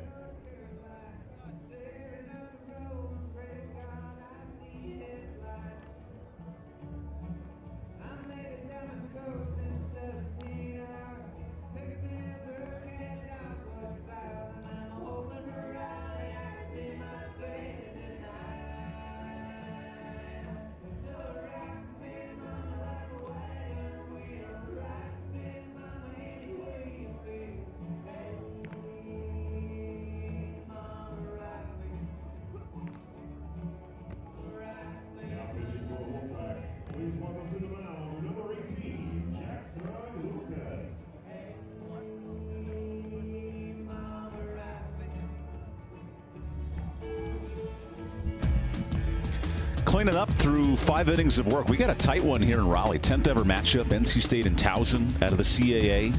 And Elliott Avon has gone to his bullpen here through 6 innings. Good effort for Sam Heifel. 5 innings, just 2 runs allowed. And now Jackson Lucas, his 3rd career appearance. He's a local native here out of Garner. Elite talent, top 100 recruit out of high school, and now he comes in a 2-run lead. Yeah, and I know the coaching staff really is starting to rely on Lucas in in spots where it's a close ball game. NC State's leading by a couple runs, and rightfully so. He's the guy that can come out of the bullpen and just attack the zone and go pitch after pitch right around the zone, mix well. So I think he's really starting to establish himself as a guy from coming out of the bullpen in a crucial high leverage situation. So Lucas, 4 innings at Hawaii out of the pen. He threw an inning in 2/3 at home against VCU. And now if you're Towson, you're working with 4 final innings. How important is this 6th offensively? Because you just got runs across. You forced the bullpen. What does this mean for Towson? I mean, they're close, and it's you never know what you're going to get with a freshman pitcher too. Even though Lucas has had some success recently, his first couple outings out of the bullpen, freshmen are kind of a different breed just because it takes just a little bit of momentum in Towson's direction to maybe ruffle feathers. So it's going to be really up to Lucas to see how he deals with some adversity, if he gets any adversity this inning. Here's an all-CA outfielder, Elijah Dickerson, who coming into the year was named to the Collegiate Slugger Award watch list, the Bobby Bragan Award. And he shows you power there, smacking one out of play. Holy smokes, that would have been tremendous timing. Oh, yeah. Dickerson's had a couple nice plays in the outfield early today. He's 1 for 2 so far. There's the tag for Lamphere and a strikeout for Lucas. If you're Jackson Lucas coming out of the bullpen, if you've been paying attention the first 5 innings of the game when Heifel was pitching, it was very much, Towson's an aggressive offense, but they're also extremely plate disciplined. So you want to make sure you're really hitting your spots and throwing good pitches in the strike zone in order to create potential ground ball outs or weak fly ball outs.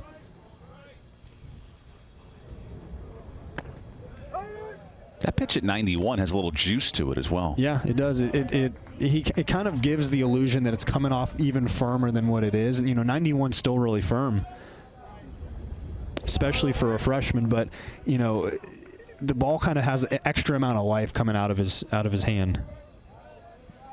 3rd career outing for Lucas, who's dabbed up and drip. He also gets a fly ball out to center here for Serrano, who's back with the sunglasses. He's changed his mind like 3 different times on that. It's weird. Today. I've seen them wear sunglasses when there's cloud coverage and then no sunglasses when there is sun. When it's bright outside, yeah. It's bright out. They zig when everyone needs them to zag and vice versa. You got to find your rhythm to the beat. Yeah. Here on a rather cloudy day in Raleigh. We started this game earlier, a noon start to avoid some possible weather in the forecast. Brian Heckelman, who drove in a run with a double his last time up. I feel like that's a drill catchers work on 100 times a day, that snatch and catch it on the corner like that.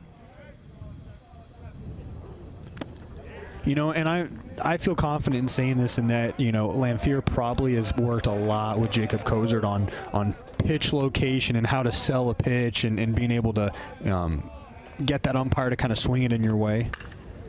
Whoa, that's rocketed fair. Brian Heckelman bangs it off the wall, and a loud single here with 2 outs. That's an uber important metric, defensive strike save behind the plate. Oh, yeah, absolutely. I mean, you think about it, let's say there's, a handful, maybe a dozen pitches like that in a game. If you're able to get, 2/3 of them, that's 3 outs. That's an inning that you essentially have just saved. Salvador Perez of the Royals continues to lead the big leagues year after year at earning those strikes.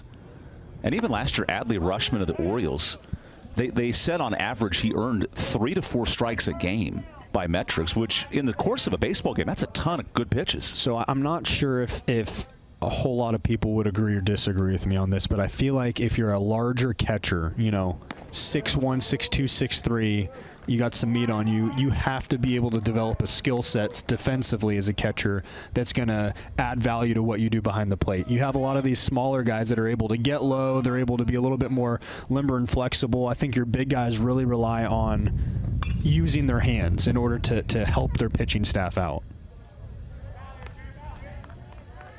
That's what Lamphere looked to join an elite catching program here at NC State.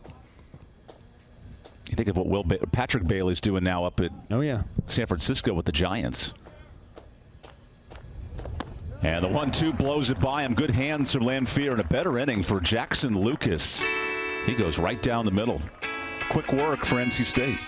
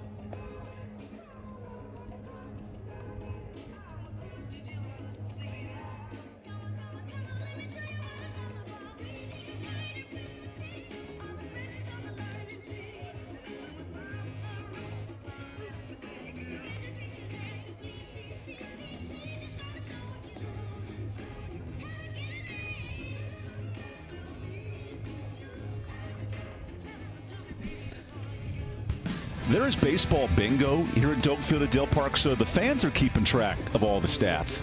We have our latest bingo card in, and I'm not going to try to make this happen, but we need a pitch runner to enter the game, and I get some barbecue food here. I'm looking for an NC State triple. Okay, that could happen this inning. And or an NC State double play. How about the triple, and then they bring in a pitch runner to score another run?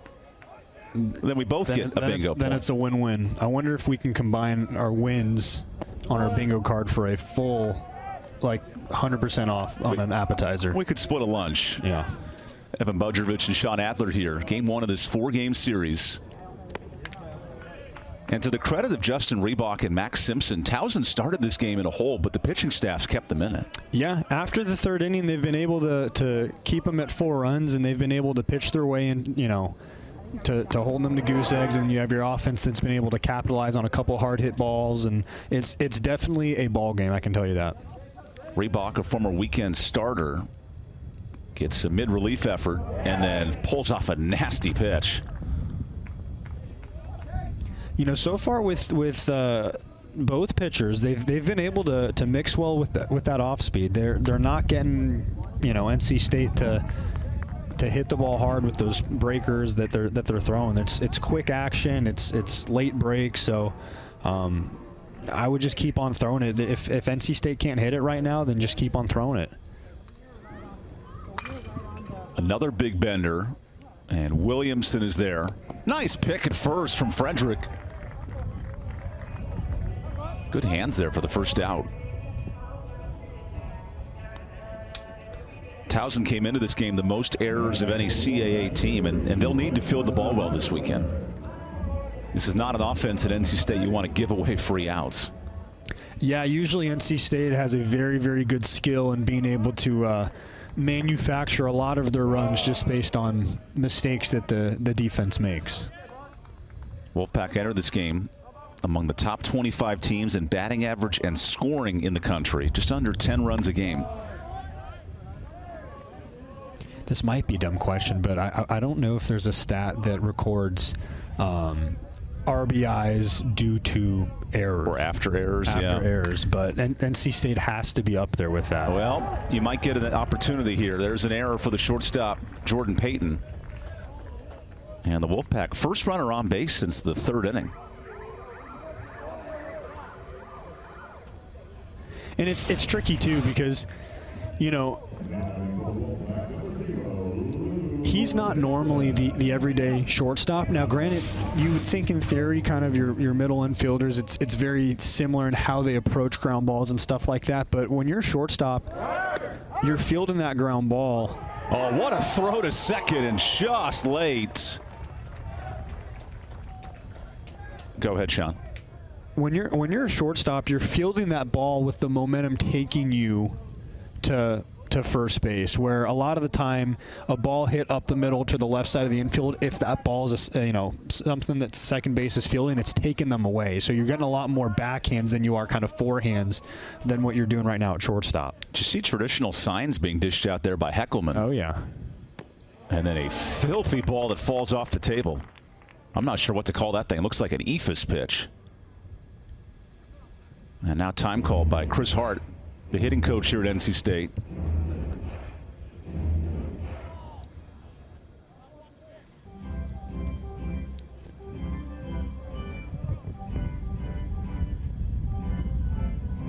A chance to console his true freshman, Luke Nixon. Part of a top 10 freshman class in the country here for the Wolfpack.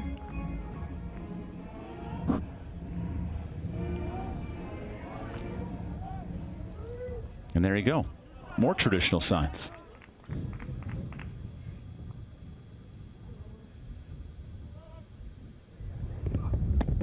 You know what? Reebok doesn't have one of those pitch signal wristbands.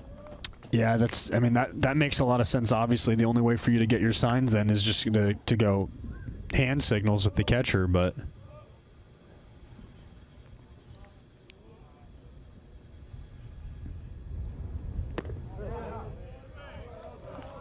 now this tests a runner because for the whole game you've not been used to this, and then in one inning, all of a sudden there's a chance to use that old school style of picking signs.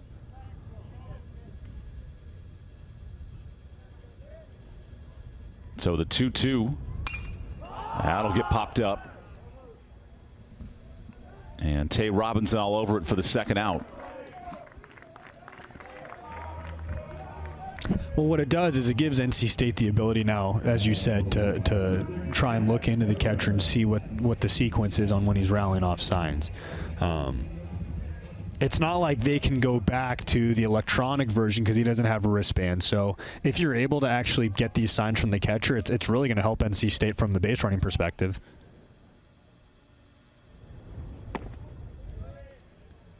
Matt Hevner, who's walked and grounded out. This has not been a strength for the Wolfpack today. 4 left on. They've had chances in all but 1 inning.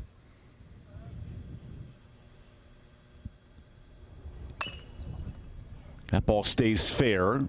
Robinson, tough throw and a better pick. Pick it clean. Bryce Frederick, he's had a couple of those this inning. And TOWSON flashing the leather. So let's go to the 7th in a tight one here in Raleigh.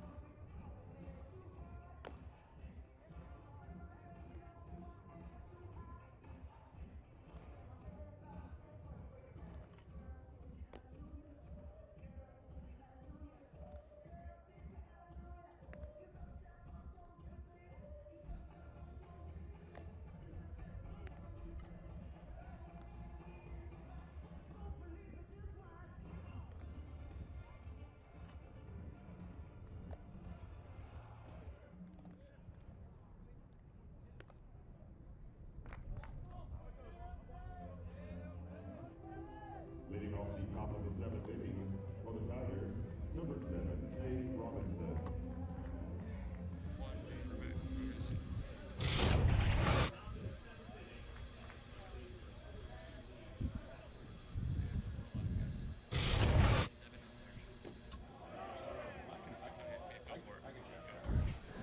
All right, working with the 0-1 count right here. Jackson Luke has fired off a great pitch to get some swing and miss action. Everything he's been doing so far is just been around the zone. He's forcing these guys to swing, but he's looking really good so far. Lucas searches for a quick strikeout. And he battles Tay Robinson. Thanks, by the way. I had to run to the bathroom real quick. And this game's moving. I don't have the cachet that you do. I'm more of just like the X's and O's game guy. But you broke down every pitch. That's important. I tried to. With Sean Adler, I'm EvanBudrovich. This is game 1 of a 4-game set. NC State has won their first 2 series, but splitting 2 of 3. They look for a 1-0 start this weekend. With the wind blowing in, it's been a pitcher's paradise out there. And Lucas challenges Robinson.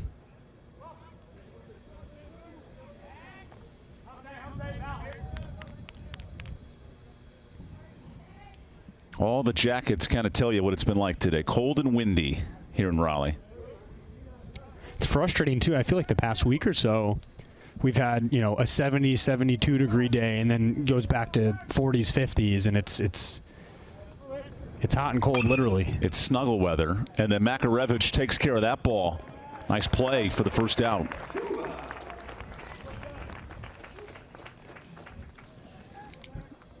Amac, the ECU transfer, really good hands over there at third base.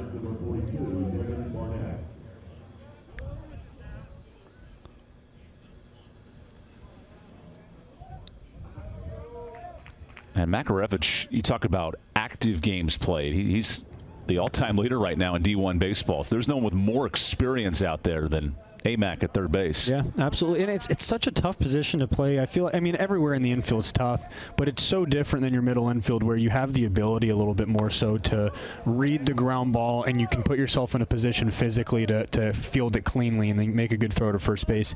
It's so reaction-based at the corners. First and third base, it's very much you got to be able to see that ball right away and react to it. So you almost have to be a catcher in the infield. He's played over 200 career games at third between ECU and NC State.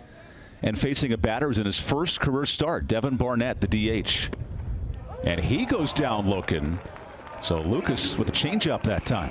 Yeah, not only is he able to you know, manipulate some swing and miss action against TOWSON, but he's getting, you know, some called strikes right now that, gosh, and getting a lot of help by Lamphere too, able to kind of get him a strike. I mean, that's some big time battery right there. Yeah, Thomas Newsom there.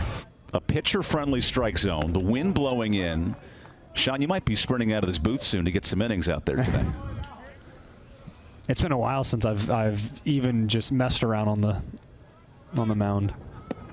Ryan Williamson in an even count. Remember, TOWSON scored 2 in the 4th, but not much since. The combo of Heifel and Lucas have kept TOWSON off the board. And once again, good defense. So a quiet 7th for the Tigers. We'll stretch here in Raleigh, and NC State hits when we return.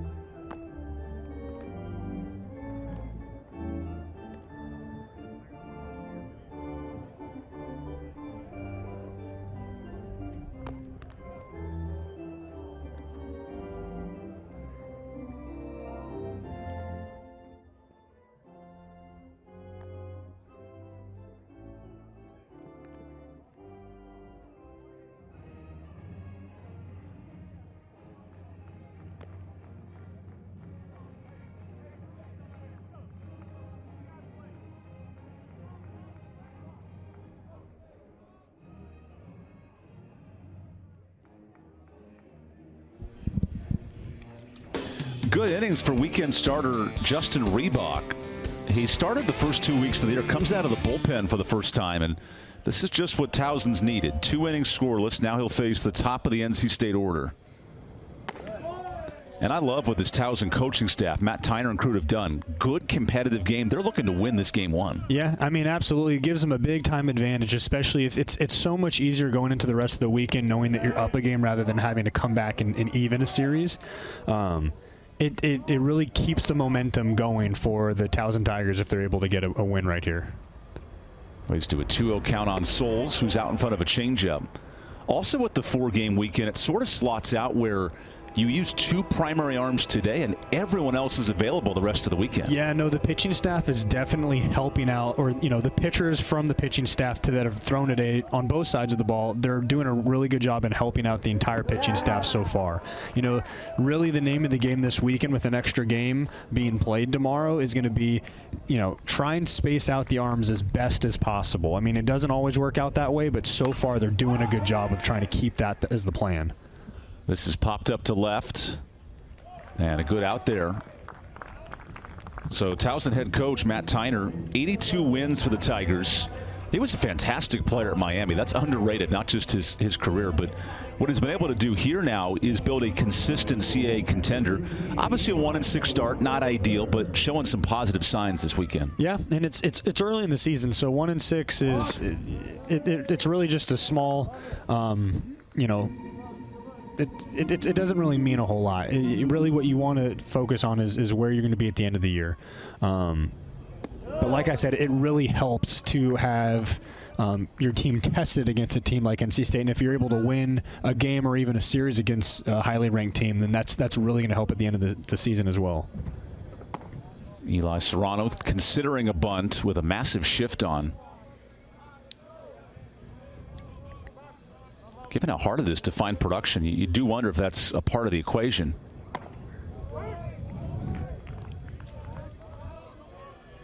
So a 3-1 count now to Serrano, who's 1 for 3 today. And there he is, a 1-out walk. We got the first walk issued by Reebok too, so if that says anything, it's his 3rd inning pitch. And he's almost the entire time through the lineup not having to give any free passes. So he's definitely been pounding the zone. I mean, you're going to get walks here and there, but for the most part, he's really competed against the NC State lineup.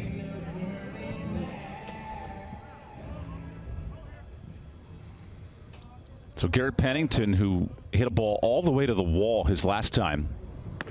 The only thing preventing him from a 3-hit game.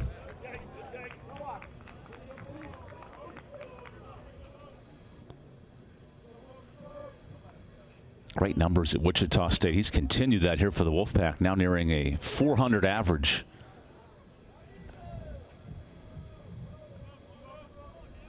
And with runners on base, he's been even better, a 455 clip.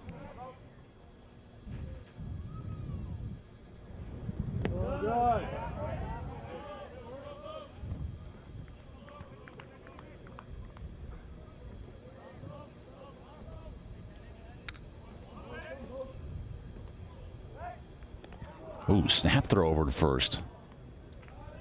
You know, and it makes a lot of sense that you have Reebok paying a lot of attention over at first base to Serrano, because if he gets to second base, you have someone with Pennington at the plate that's able to trade places. He can easily bring Serrano in if he's in scoring position.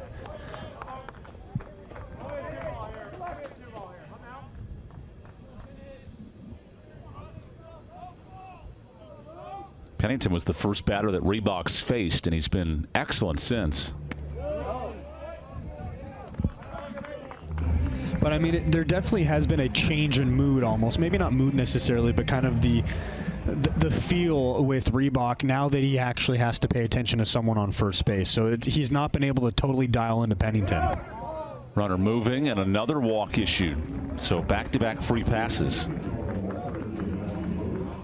And I mean, for anyone that thinks, you know, base running is the biggest threat to a pitcher in terms of keeping their attention away from the batter and executing pitches, there is something to be said about that. You don't even have to be, steal aggressive to actually mess with the pitcher. If your plan is to stay stationary at first base, but you're kind of making him think you may steal or not, regardless, that's still a way of shifting the pitcher's attention totally away from home plate and trying to execute pitches. There's Mike Rupenthal, the pitching coach, with a quick chat. There is an arm ready in the TOWSON bullpen just in case.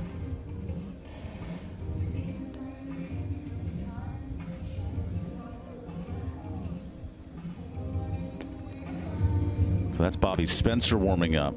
He's a utility player at Bowie, Maryland.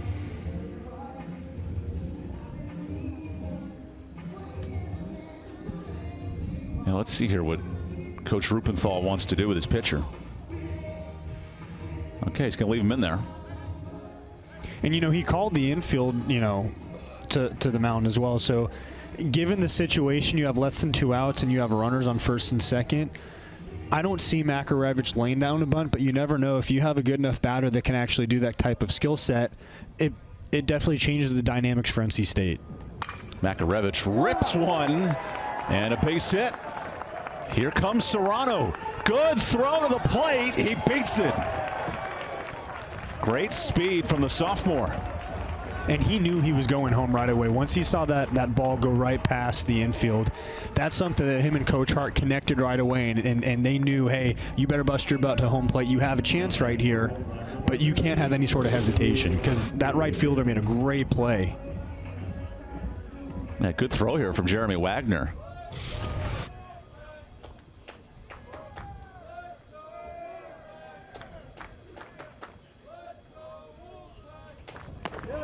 Drew Lamphere works ahead in the count, and finally some offense for the Wolfpack. Hadn't scored since the 3rd inning.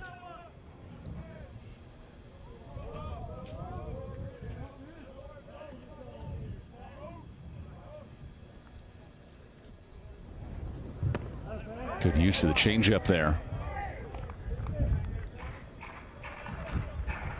And a Stephen A. Smith level hairline for Justin Reebok. It's tough when it goes that young of an age. Thankfully, he's a good pitcher.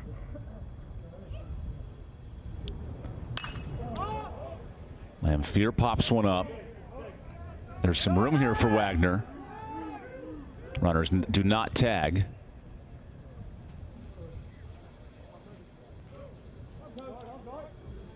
This is the TOWSON team that had lost its last 3 games. 16-1, 5-1, and 8-1. Showing a lot more resolve tonight. And against a really good team too. I mean, they've only manufactured 2 runs, so it's really their pitching that's been able to kind of, you know, lead this team so far. Here's the All-American candidate Jacob Cozart coming off the bench today. Already a .346 average this year, building off a All-ACC campaign last season. Yeah, he's really the heart and soul of this lineup. I know they were just probably giving him a little bit of time to rest today, but even pinch hitting, he's someone that can make a big-time impact coming off the bench and swinging the bat, especially when you have runners in scoring position. 500 average. Already a run in for the Wolfpack this inning.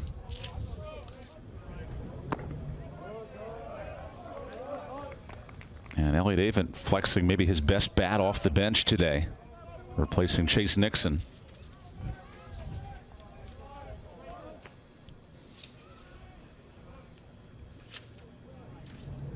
Reebok dots one in there. Cozart riding a 4-game hit streak, so that's on the line right here. And a chance to break this game open.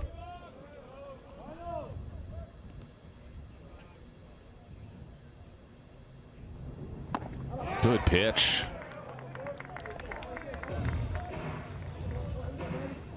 And that's where it's tough for Cozart too. He hasn't seen, you know, Reebok multiple times so far, you know, today. So throwing a changeup, it's really hard to time that up well because he hasn't seen that pitch yet. That one's chopped into the ground. And TOWSON wins the bullpen matchup. Justin Reebok keeps it to 1 run. The Wolfpack, though, add another for a 3-run lead.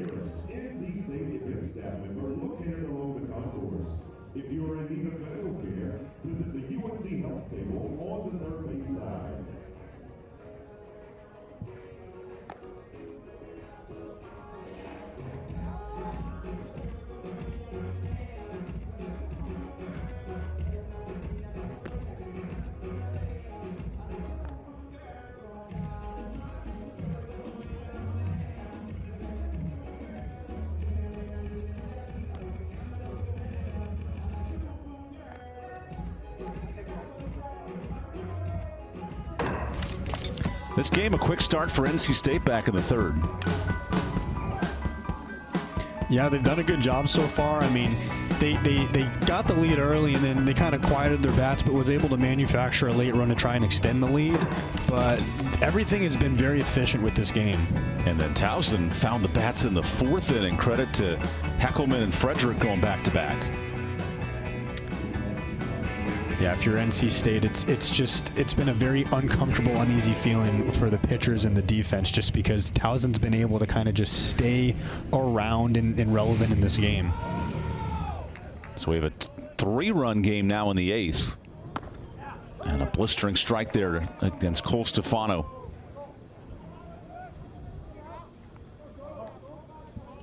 TOWSON last year 5-19 on the road. But they're showing some good signs here. Really now got to get the bats rolling with 6 outs to work with. It's tough, too, going up against a pitcher like Jackson Lucas. He's in such a rhythm right now. He's been able to just pitch after pitch after pitch, get the ball back, get right on the mound, get your sign, and go right, right after the batter. It's hard for the batter to be able to collect their thoughts and take a breath in between pitches. Missing just down there. It's a TOWSON team whose one win was against Bucknell in week 1. It's been a tough go of it since. And then a strikeout. So Jackson Lucas, a couple of quality innings. Really solid pitch, kind of down and away right here with that off speed. Was able to get swing and miss action. And really, that's where he's had a lot of success, is working his off speed off of his fastball, whether it's been the breaking ball or the changeup. He's been able to keep the batters off balance, and they really haven't had any opportunity to get on against him. They had that one hard hit, and other than that, he's really dominated. Another pop fly foul from Payton. Now Jordan Payton's got some great drip. His own number there on the golden necklace. He rockets one to right. Souls can't catch up to it, and a 1-out base hit. And that's a tough ball, too, to really go after. I mean, it's got such a low angle that if you go after that and it gets by you, that could potentially roll the wall. So that's an extra 2 bases if you're not able to keep that ball in front of you. So that's TOWSON's 5th hit of the game. And here's Elijah Dickerson. Whew, that ball's got some run to it.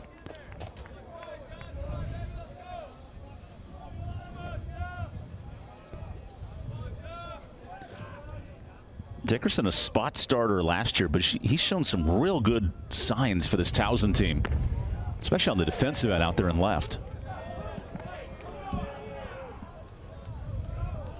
A TOWSON team picked 8th in the CAA. College of Charleston and Northeastern, the 2 favorites coming in.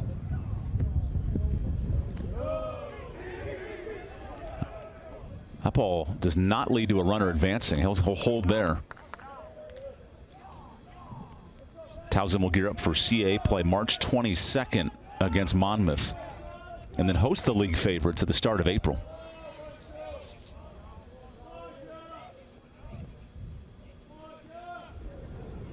That one is rocketed back up the middle. Great swing by Elijah Dickerson.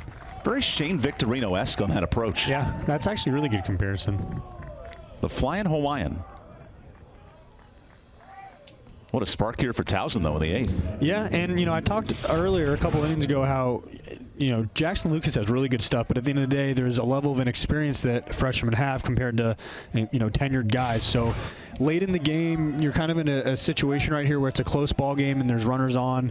It's really interesting to see what could happen right now. Wow, Frederick missed a home run. He pops this one up.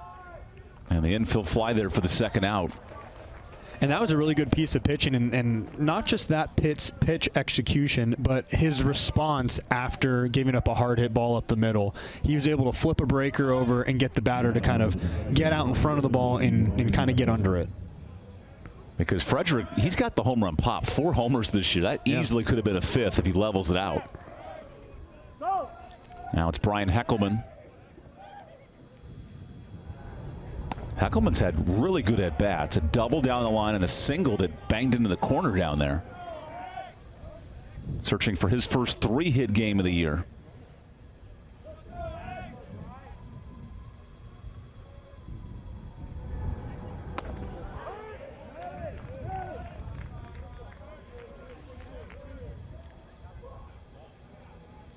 I can't remember that many at-bats that Lucas has, thrown against where he's actually really been deeply behind in the count.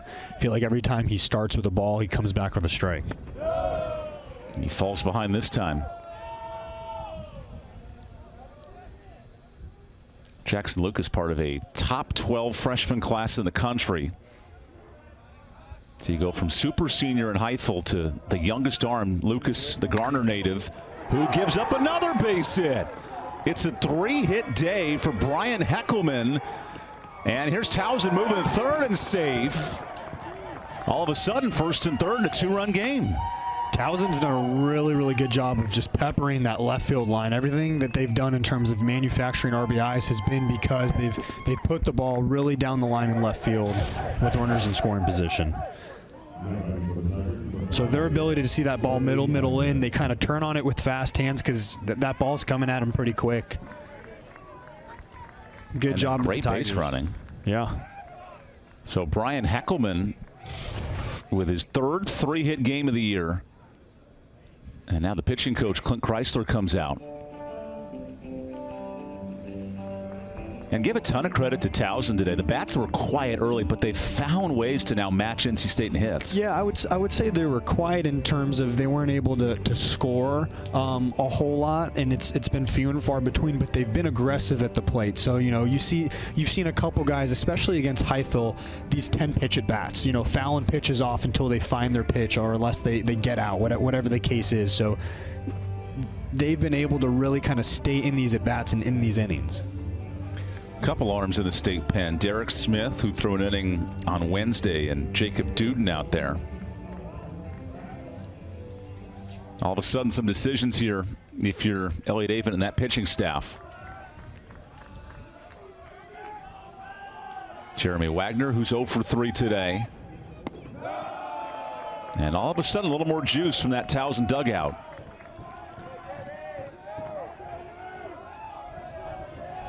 You can feel this moment for the Tigers have lost 5 straight coming in. Well, now they're, the mood in that dugout has totally shifted from they've been more just quiet and observant. Now they're all up on the wall, on the fence, and they're engaged. They're yelling, Takes advantage on a big 2-0 swing. You got your hum nows coming from the dugout, and they're definitely getting loud, and it's hard as a pitcher, especially a younger pitcher, to really kind of just look at your catcher's mitt and trying to just dial in and be able to compete when you have so much going on exterior wise. There he does for strike 2. A top 100 recruit for Elliott Avent, and this young pitcher's in a jam here. This is the go-ahead run at the plate in Jeremy Wagner. Lucas has a runner caught in a rundown, but TOWSON works the system for a run and able to get the tag out. What smart base running there from the Tigers. It's 5-4 all of a sudden. And the Tigers pulled a trick out of the hat right here.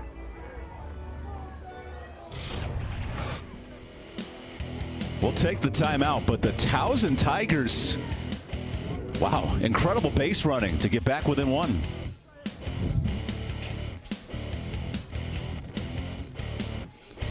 Wait, can that be?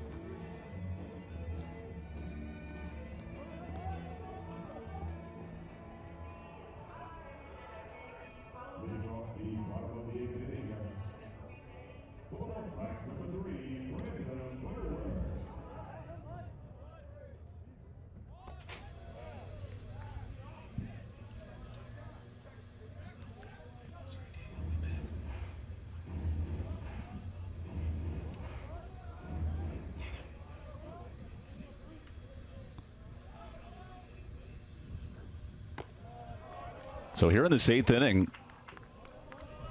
NC State allows the 2 runs. Towson right back in it. And here's Justin Reebok working against Brandon Butterworth, who drives one out to right.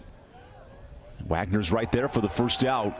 All of a sudden, the momentum and all the confidence on the side of Towson.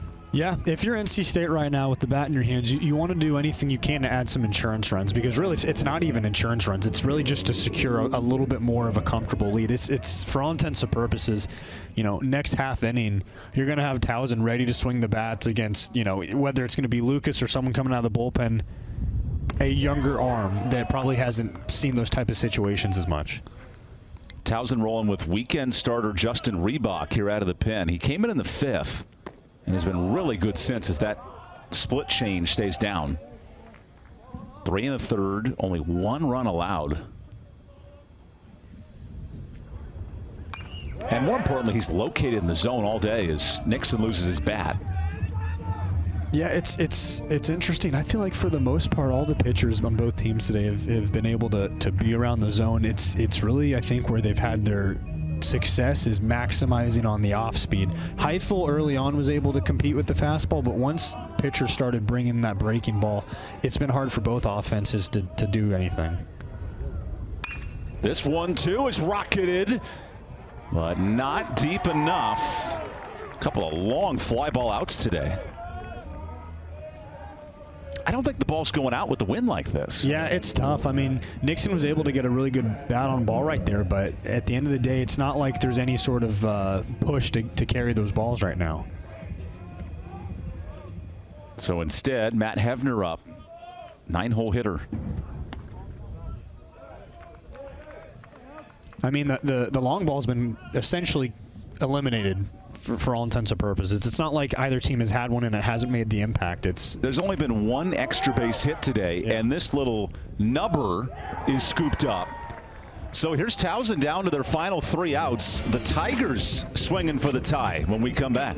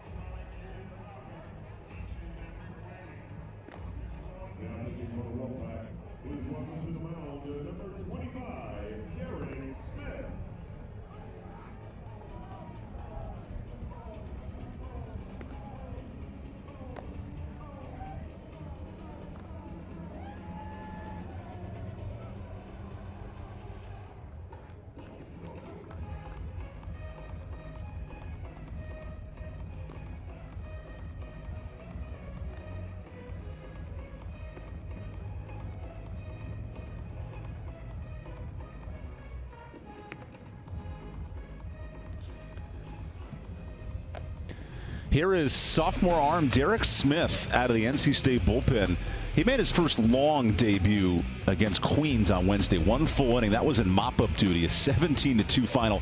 A lot different equation now going for the save today. Yeah, it's a different mentality. On Wednesday, you had a big, healthy lead against Queens. Right now, it's a run-win ball game, save opportunity, so very high stakes against a very competitive offense so far today with Towson.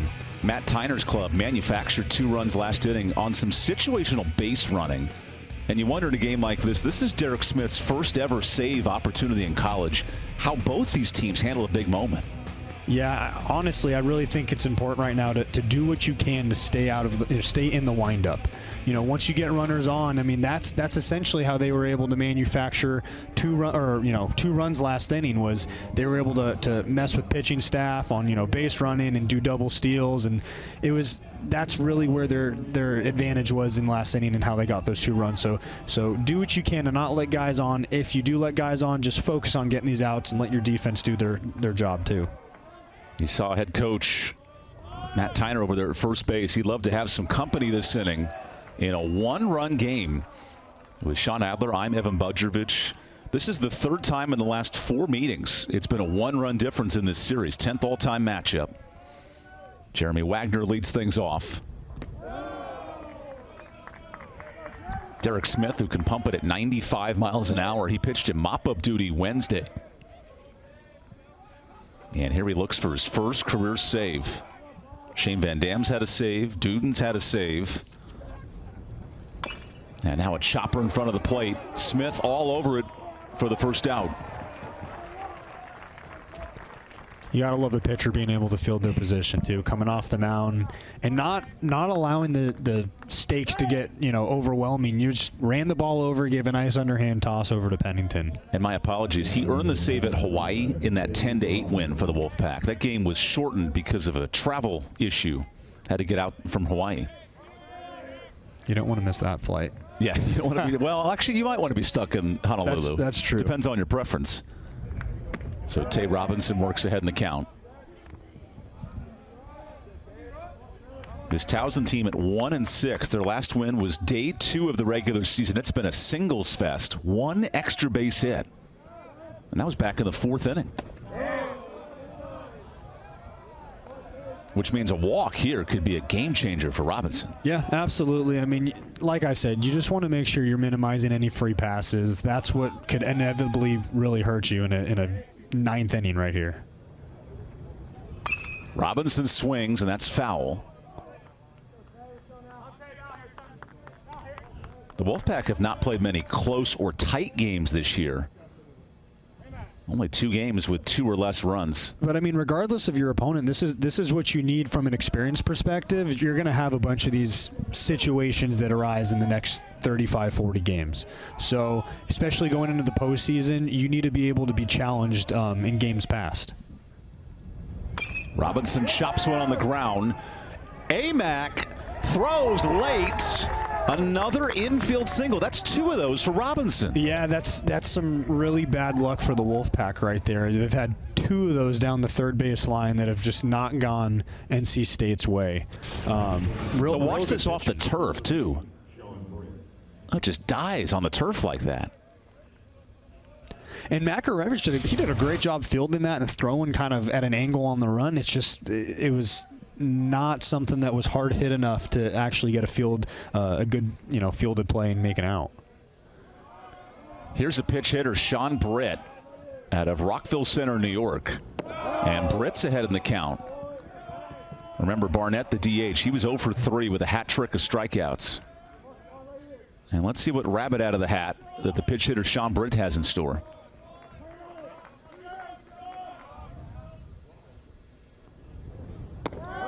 Right now, Smith falling behind. He's throwing hard, but losing control of that fastball. Well, especially with a pinch hitter that hasn't had the reps today, like most guys in the lineup, this is definitely the time that you need to be throwing strikes. Let him hit it, see what happens. Hopefully he gets a ground ball and you get a double play. Brett taking all the way. He split time behind the plate at the catching position with Brian Heckelman.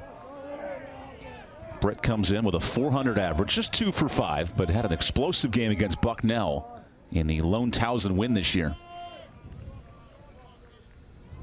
Now he works a 3-1 count. This is an ideal starter for the Towson Tigers. Infield single, hitters count, and a pitch hitter coming up next.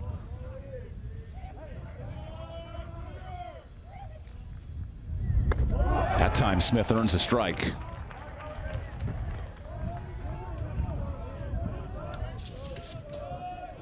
Great job competing with Smith after falling behind. You want to make sure that you're giving him every opportunity to put the ball in play. Let your defense do what they need to. Here's the payoff. Fouled away. Plenty of juice here for Derek Smith, the redshirt freshman. Only 3 outings last year. Now searching in a save situation for his 2nd career save. There's the tying run. And the payoff. Fouled away.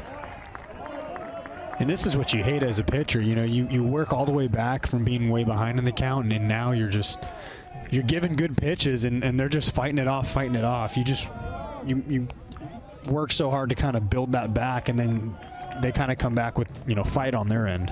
3rd time's the charm here. The payoff is lofted to center. Butterworth retreating, drops in for a base hit. Perfectly placed from pitch hitter Sean Britt. Not only a quality at bat with the outcome of that, but his ability just to fight, work. He didn't want to work back from a 3-0, 3-1 count, but unfortunately Smith was able to kind of fight back with it. And I think the wind is his best friend right here. That keeps the ball closer from the outfield. Oh, yeah. Wow, situational hitting here. An infield single, and a pitch runner has come into the game. That 8 miles an hour, I think, is a little bit deceiving. It might be more like 15 or 20 today. Yeah. That wind is gusting in. And now a quick meeting with Clint Chrysler.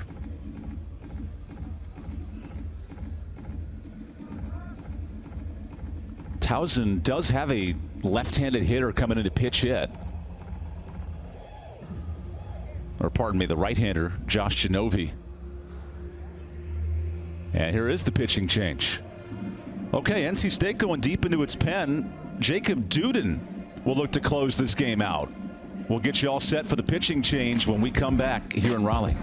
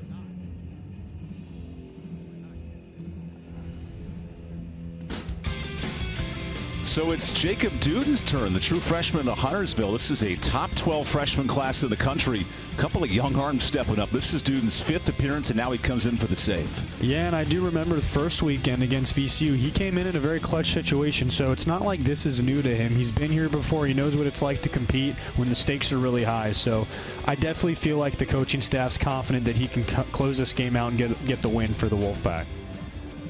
Duden's last relief appearance, 2 walks and an unearned run in a loss at Hawaii. We saw Derek Smith give up back-to-back hits, and this is the question for the Wolfpack. 2 straight years starting closers have gone on to the minors.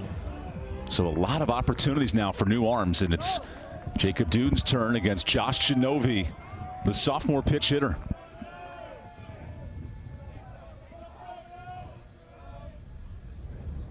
And a filthy breaking ball to get things started.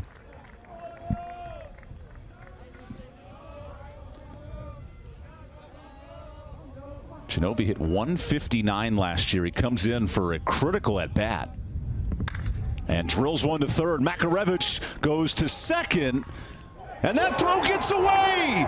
TOWSON has tied it. Genovi's in a run down, and then the pitcher will finish it off.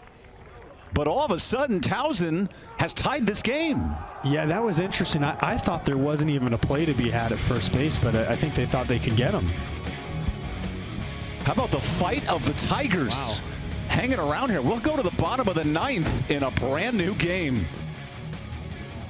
TOWSON taking advantage here. Great defensive play right there to get the out at second base. But tough luck right there at first. Let's go to the bottom of the 9th after this.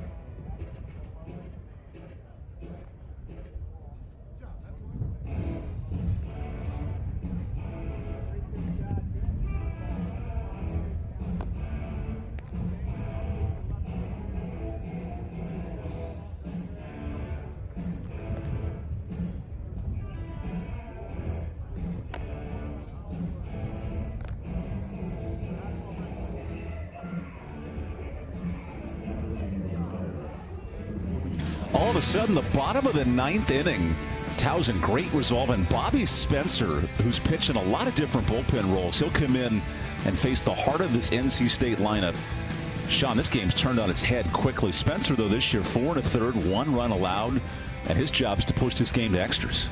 Yeah, I mean, I think the biggest thing is to try and rattle the cage right here, just because it's early in the season. You never know what you can get with a lot of these guys. It's tough because it's small sample size in terms of what they've done so far. But if you're looking at last year's numbers, almost the same amount of walks as there were strikeouts. So be really selective. You don't have to try and go after pitches that aren't your pitch necessarily. Make them throw strikes. So Bobby Spencer's been really good this year, and he'll face the heart of the NC State order in a game with 1 extra base hit. You might have to win this situationally today. Yeah, I mean, look at what TOWSON's done on the offensive end. I mean, other than that throw past first base that tied the game, a lot of their runs have been baseball, where it's just been situational baseball, skill. I mean, it's just been that type of day. It hasn't been a big swing or anything like that. It's just been really good, smart offense. So Noah Souls in the top of this NC State lineup. Number 14 team in the country, tested here by TOWSON out of the CAA. That looks to snap a 5-game losing streak. 2 runs in the 8th, a big one in the 9th, and we're brand new.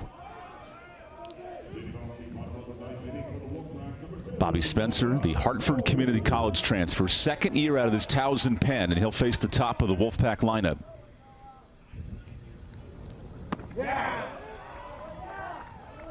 Souls, Serrano, Pennington, who have all reached base 6 total times. They've been a pest for TOWSON today.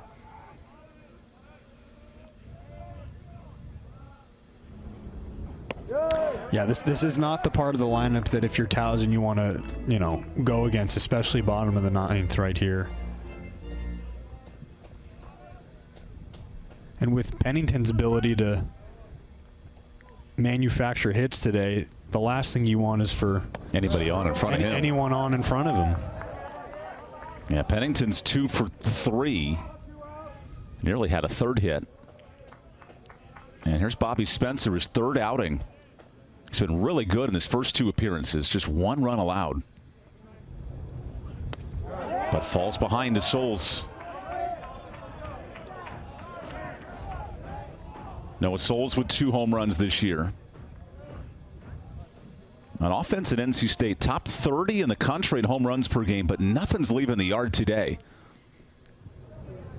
Now a walk. It's funny because NC State, I feel like they've, over the past couple years, they've been known for having really dynamic offenses. I mean, every team's kind of got a certain reputation.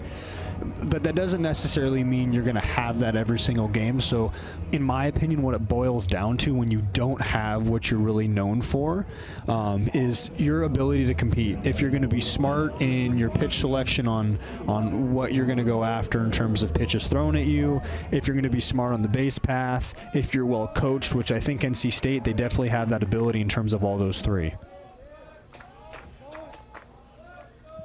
Now Serrano to bunt.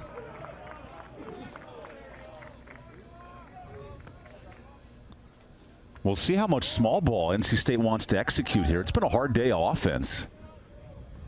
Game 1 of this 4-game set. And TOWSON has come back 3 straight runs against number 14 NC State. Oh, that hits Serrano. Eli takes the worst of that, but he gets the job done. It looked like he got it in a really vulnerable spot in the inner part of the leg. The athletic training staff comes out, and just an awkward place to get hit, right around the knee.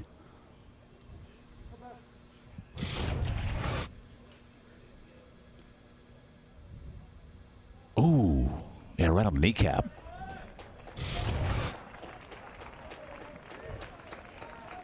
The good news for Serrano, he did put on 15 pounds of weight this offseason. Maybe not in that part of his body, but regardless, that's a tough place to wear it. You know, hard fastball right to the inner part of the knee. So 2 on, nobody out. Do you execute the small ball here with Pennington? It's tough because he hits the ball extremely hard, and he has the ability to put it deep enough in the outfield where it's going to score. It could score Noah Souls. At the same time, though, you look at, you know, if you want to execute a sacrifice right here, you got a really good lineup behind you. Look at Pennington turning to bunt, and he does his job. In comes Robinson. Good throw, and one of the best hitters in the country lays down a sacrifice.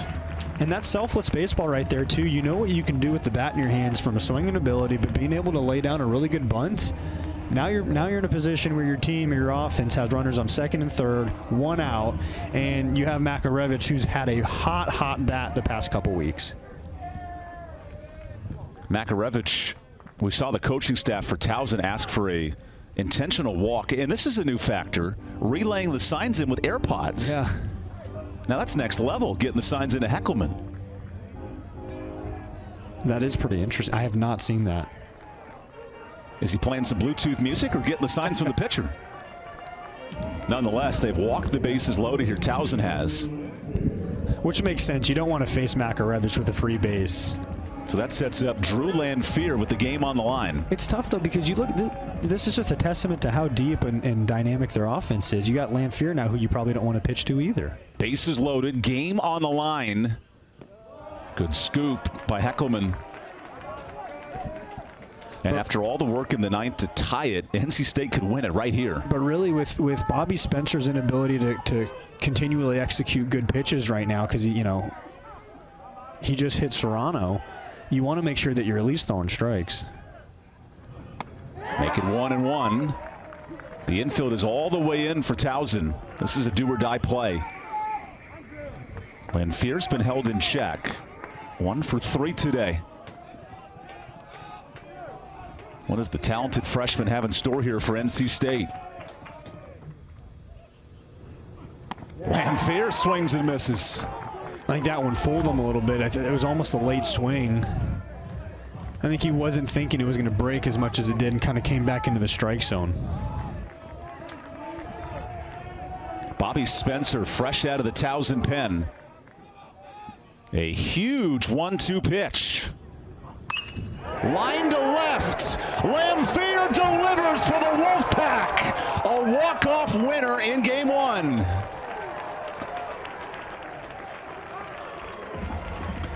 How about the true freshman stepping up for his team? And in such a pitcher advantage count, 0-2, I mean, he was able just to get the kind of a softball right into left field and was able to get the dub.